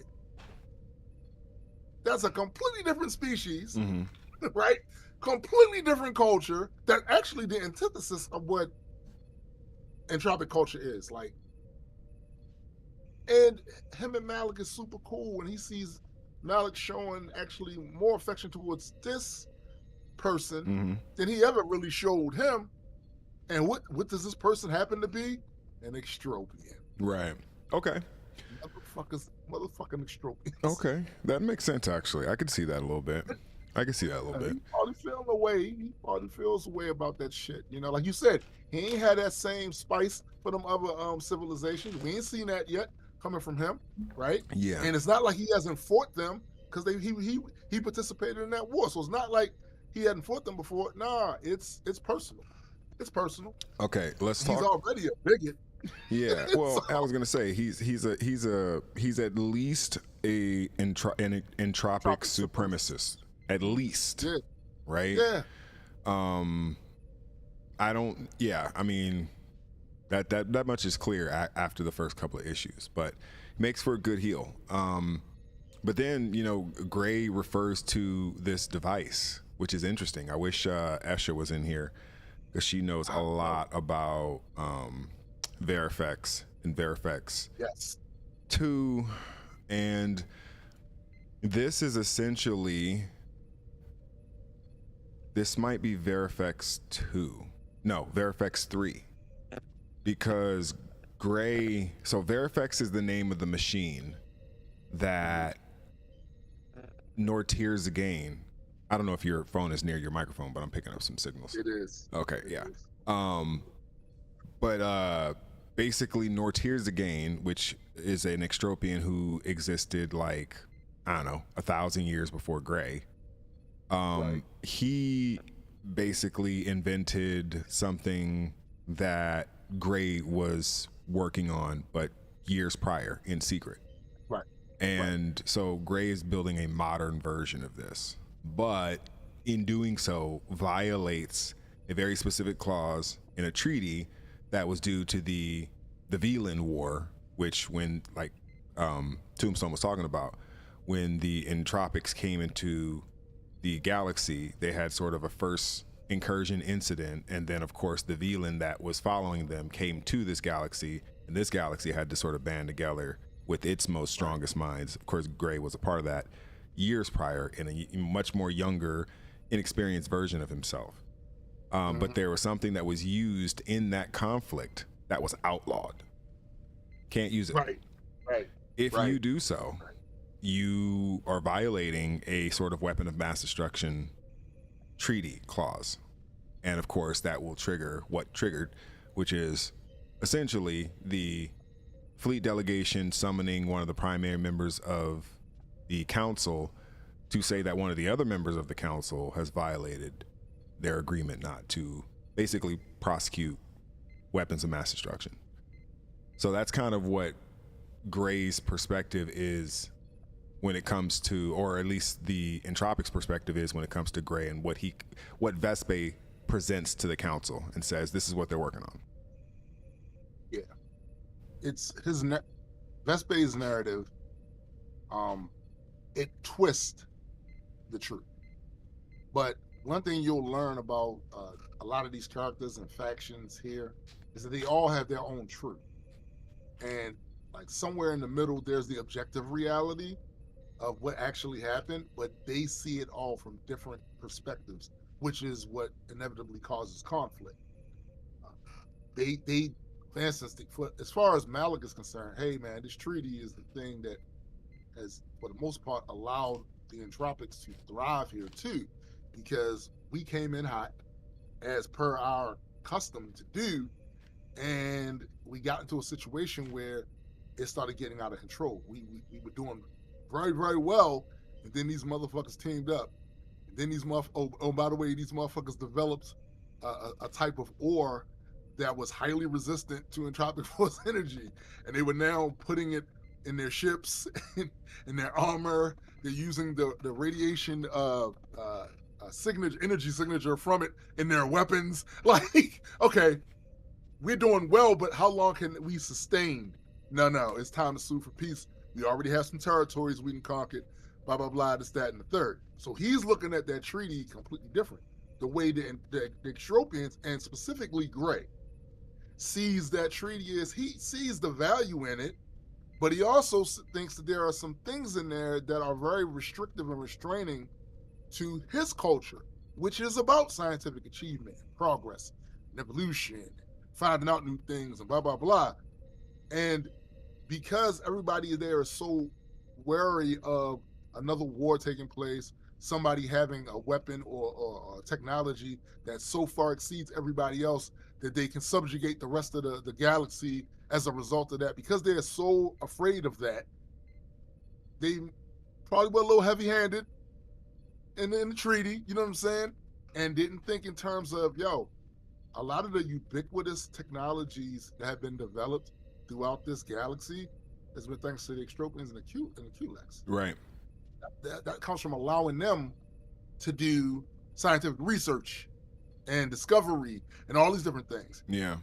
I understand why you're doing what you're doing with this treaty, but mind you, we've never had a problem with the Extropians trying to conquer this and do that. We haven't had that same problem with the Kulex trying to conquer this and do this and do all this other stuff. So you're kind of worried. Y'all worried about what happens if the Entropics don't have a leash on them. You're worried about what happens if the Alkrillians don't have a leash on them. You're worried about what happens if the Vagorians don't have it. You're not. It's not the Extropians that you needed to be worried about, because the technology they come up with benefits really everybody at certain points. And I think that's the point of view Gray had with that. It's like, I'm not doing this to take over the galaxy. That's so small. Like, this is a small thing. We're not doing that for this. But because of that conflict, that's where Malik, who sees the treaty differently than Gray sees it, that's where that comes on. You can see it in the conversation that they had in that the act 3, when they're at his lab, about the Rumble. Like you see they see this thing way differently. And Gray probably figured, I've known this motherfucker for over 100 years. Surely he would know that I would not, say that's not what I'm trying to do, right? Yeah, it's the thing about what Gray's perspective on this is, the Extropians signed something away in the name of peace that no one should be able to enforce. Like, you shouldn't be able to come in and try to verify whether we are actually working on this or not. So the fact that you have been close to Gray, and I say you as in Malik, your character, but then also there's this sort of angle of the council being presented this evidence of, let's say, the Extropians in general being careless with these sort of treaties. Then it's like, okay, is it the Game of Thrones again? Does some giant power have to win so that they can police everybody? But from Gray's perspective, he's just following the Zagain path. Yes. He doesn't care about anything else. He is a Zagain sycophant. And so until that sort of illusion is shattered and he, has to confront that face to face, he's going to sort of follow that scientific inquiry all the way out until he, what he did, he was working on a type of Verifex that was triggered by Doom, by the Warhammer and the entropic force energy that Malik was producing. So yeah, there was a lot going on. I didn't realize there was so much going on in this first issue. It's really, bro, there is a lot here, bro. There's a lot here. And because the way we come in, people don't get the chance to get a lot of that backstory, which is why I'm glad about the Majesty Reader, because this gives a chance to give you guys context along with other books we might write from earlier times on the timeline, right? To give you more context about the story. And the other thing is too about Gray. So Gray feels the way he feels because he's following the path of the Natira's game that was laid. The early parts of this path was laid by Ormond Field. Right. What most people don't know just yet about a lot of this stuff is that, well, I guess we kind of hint to it a bit in the in that first issue. This also makes Gray very close to being a pariah in his own society with his own people. Yeah, because they see Notir Zagain as a nut. Yeah, was he brilliant? Sure, but he was also a nut, right? So that's how they see him, and Gray doesn't view Notir Zagain that way. So because of that, there is a conflict in ideology with Gray and everybody else. What makes Gray valuable is that Gray is a genius and that he is valuable in the sense of he's created a lot of technology that their society uses, that the galaxy uses. So they will put up with a certain amount of his eccentric behavior. Mm-hmm. They'll put up with it, but to the point now where it has caused what they will feel like this is one of the predominant factors in war coming and harm being done to the Extropian civilization as far as their physical properties as well as their brand. like who they are as a people. So you're gonna see it's fallout from shit like that. It's gonna be fallout from shit like that, right? About how they see him.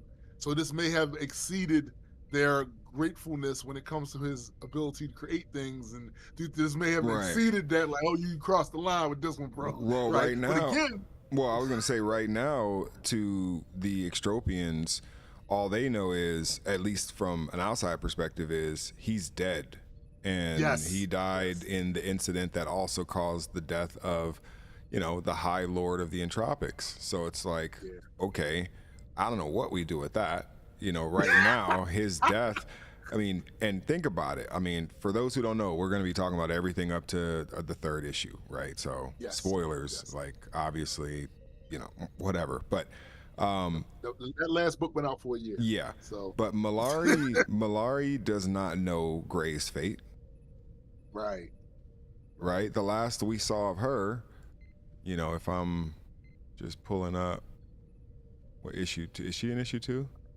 She's in issue 2. Yep. Yeah.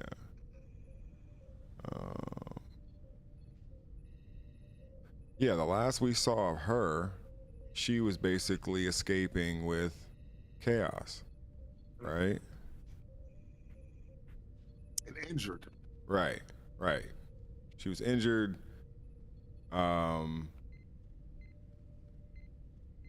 issue 2.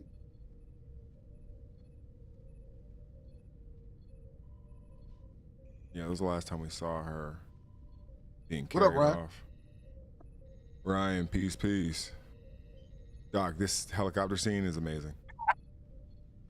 I went back and went over it again.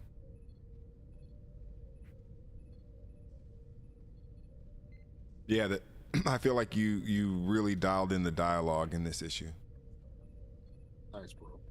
I had help though. you definitely gave me some key parts and shit that to work off of. I love this scene. Yeah. I love this scene, dog. Look at the swarmy look. It's, Look at the swarmy look on God. that's wild. Yeah. Like, yeah. Oh man. Nazarene, but From here. the war-torn streets of Gondar, Yeah, Ethiopia. that's incredible. Yeah, I totally forgot that that's in there. Did I go too far?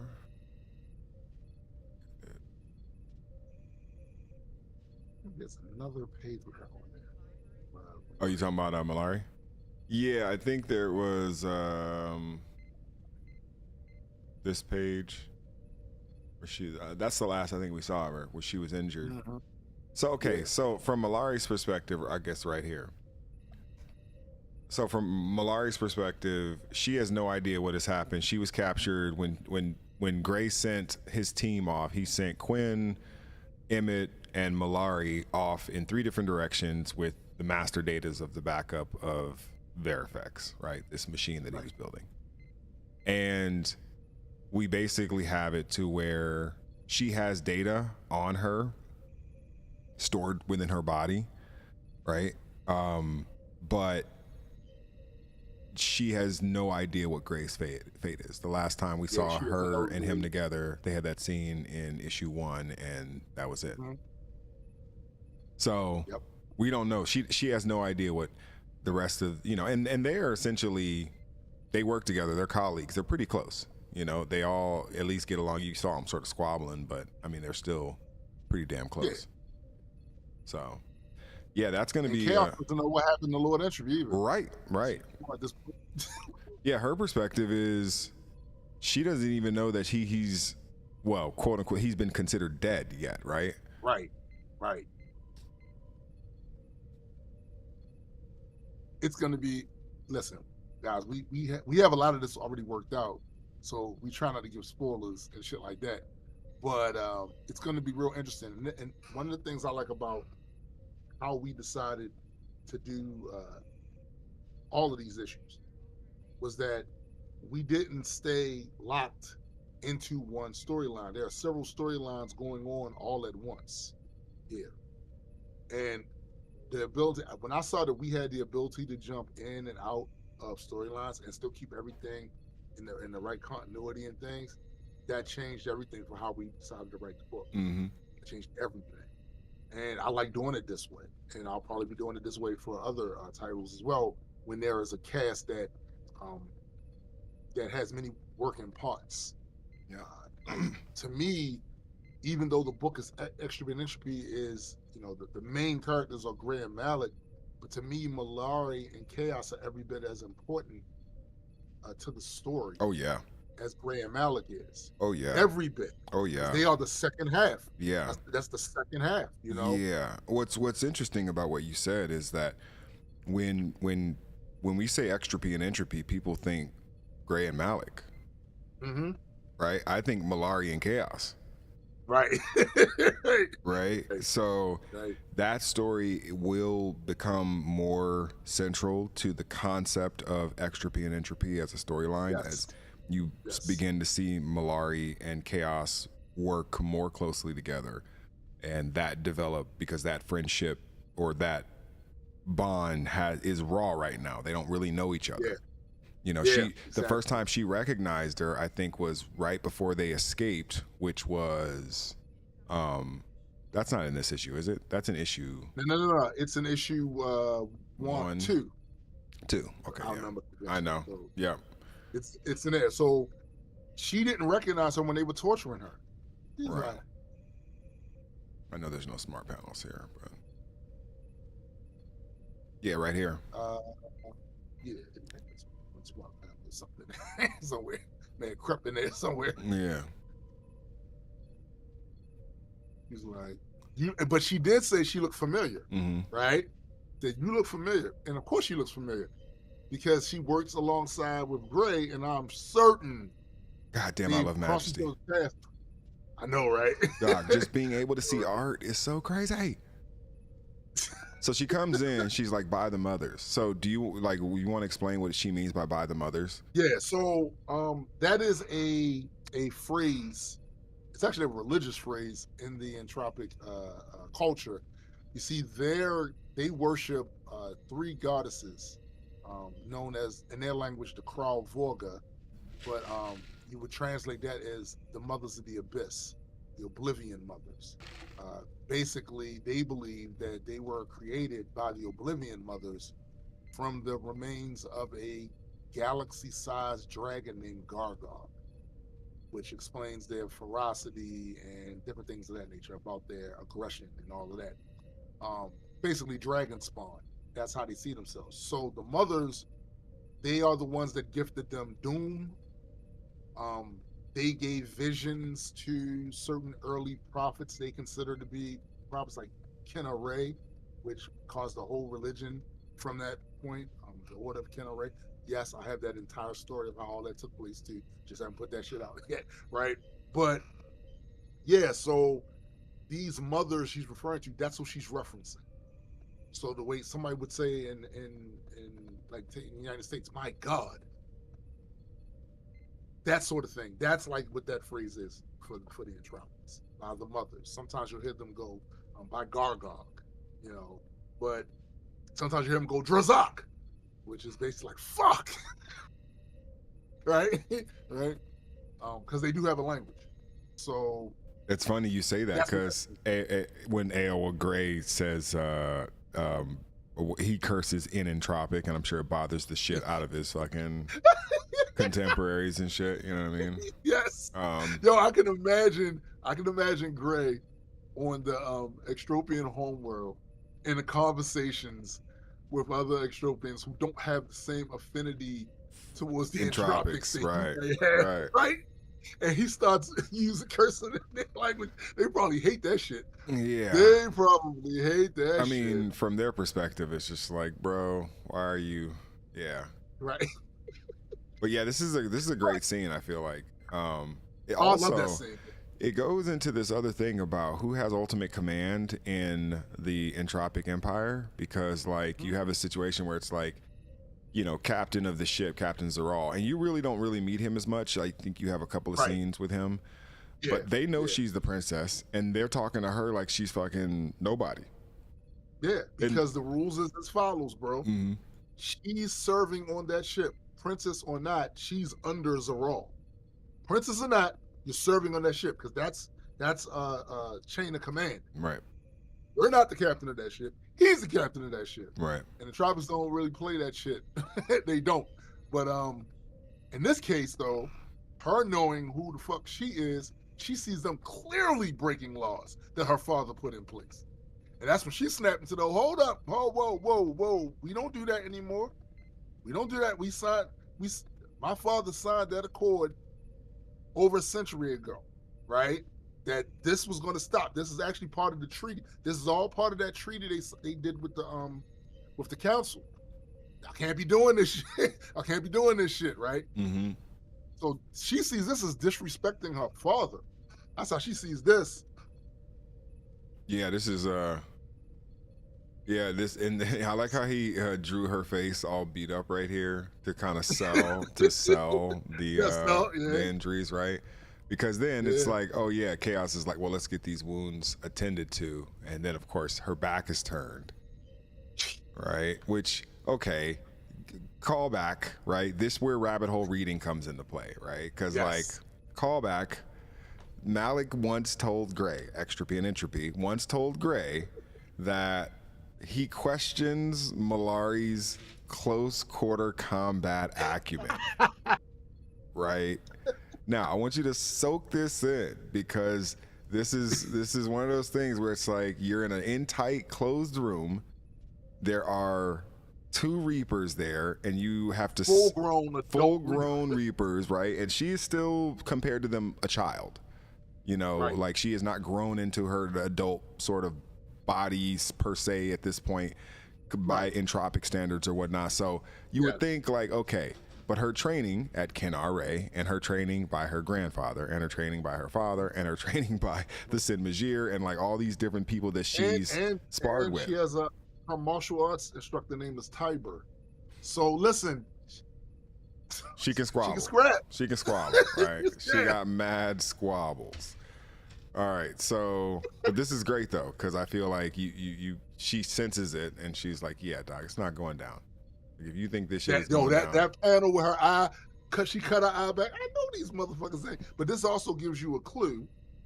Well, you got kind of earlier in an earlier page when Zeral was talking to Decaeus, right? Yeah. You know that there was some shit afoot, right? Yeah, no, for sure. That's a good block there. It is. And you know what's funny is because Struck actually does sword fighting, that makes sense. Right? Yeah. That actually makes a lot of sense. And then here they come trying to do the old 2-on-1 action. But I like this face right here because you get to really see Chaos on some like, okay, close quarters shit. Yeah. My pop says my pop says I'm shaky at best. Yet, doc, she goes over. I mean, and look, these guys are probably journeymen. You know what I'm saying? Like they're regular jobbers. Average Entropic Legion. Yeah. It's not like they knights or anything. Like they regular Entropic Legion. But still, she put hands and feet on them, right? But they got paid $30 and now they're looking up at the lights. Hold up, is that the same thing that we've often said about Batman beating the crap out of $10 to $15 an hour security guard at Luthor just because he's trying to get in, right? Dog. They doing their job. He beat the shit. He giving them contusions to the brain. So I do have a question about this.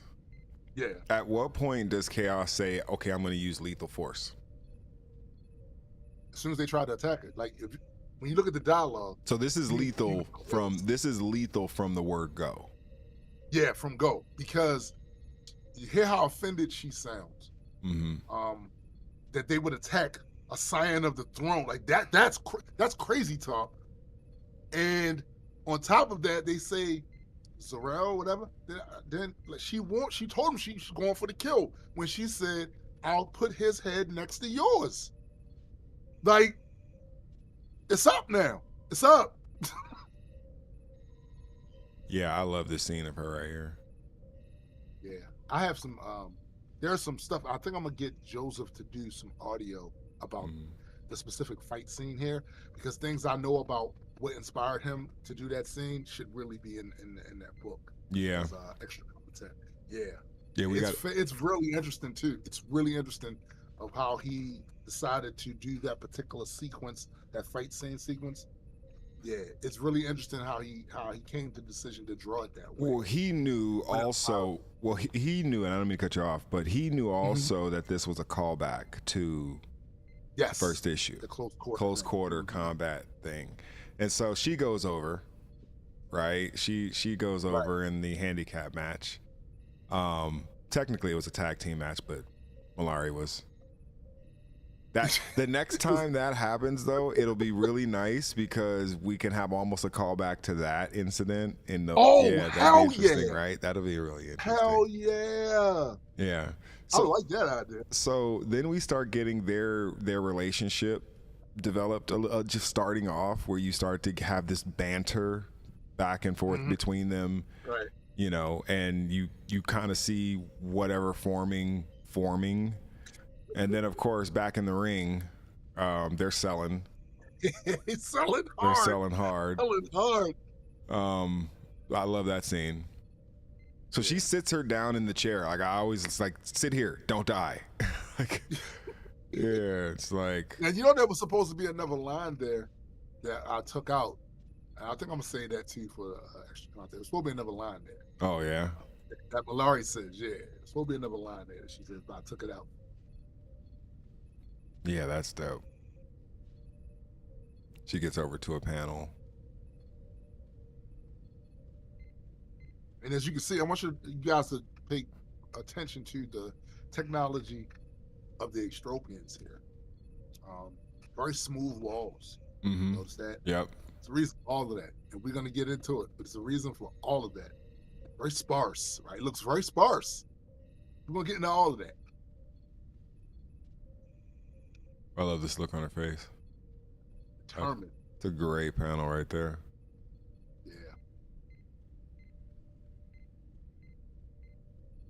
Yeah. He gives the play-by-play recap, straight villain style. What? It's like she freed the princess, hijacked the vessel, and blasted her way out.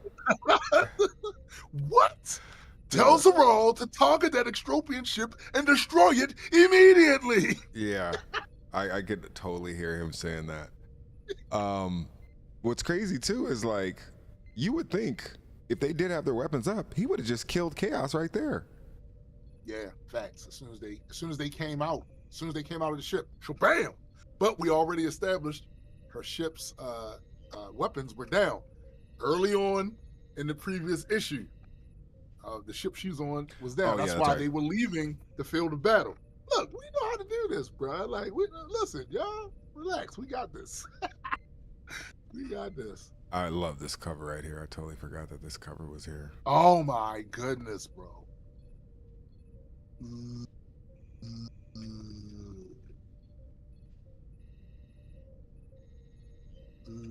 Right. That's incredible. That is crazy. That is incredible.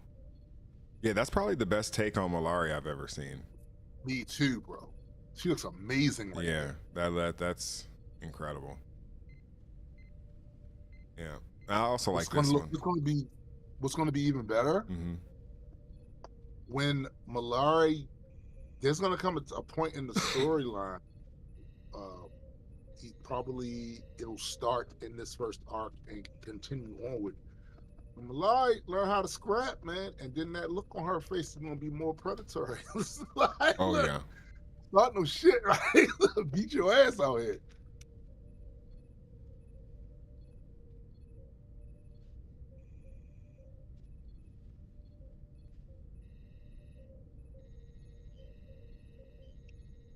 I think we did a really issues. Each one it got better. I mean, you could tell our first one was our first one, and then from there it just gets better and better. Yeah.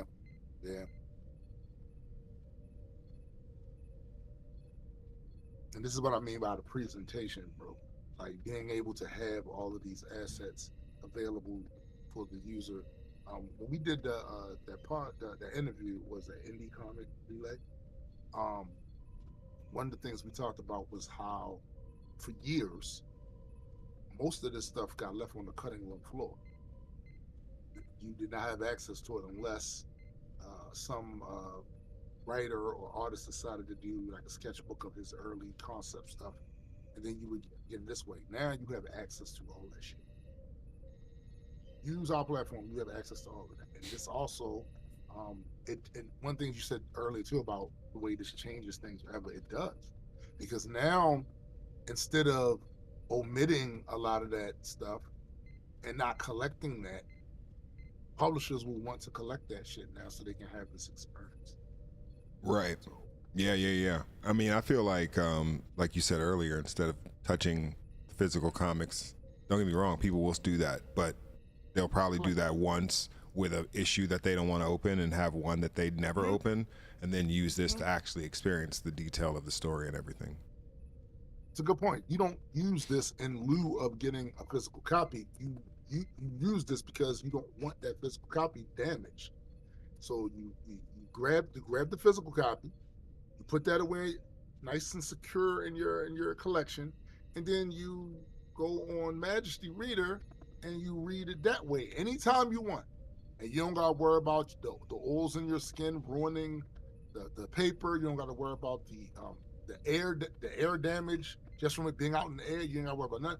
You creasing the page as you turn it, or wrinkling the cover, or none of that. Just put your shit away, and you got this. Yeah. And this is gonna give you way more content than that physical copy. Tron. Yeah, he'll nod to this character as he will be a lot more referenced in the future. About him Yeah. in the info Do you? Yeah, because it's not spoilery, but it's how he was a last minute addition. Oh. To this issue. Oh yeah. So like a creator's commentary. Mm-hmm. Okay. Mm-hmm. Yeah. I love this scene right here. Character was also created by Gray, just so you know.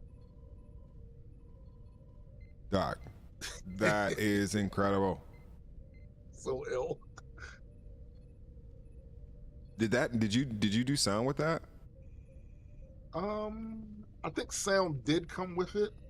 I may have taken it out. Oh, okay. I think sound did come with it. Yeah, it did, because he said fine, patched them through. Mm-hmm. Oh, he actually says it. Okay. Yes, yeah, she says that.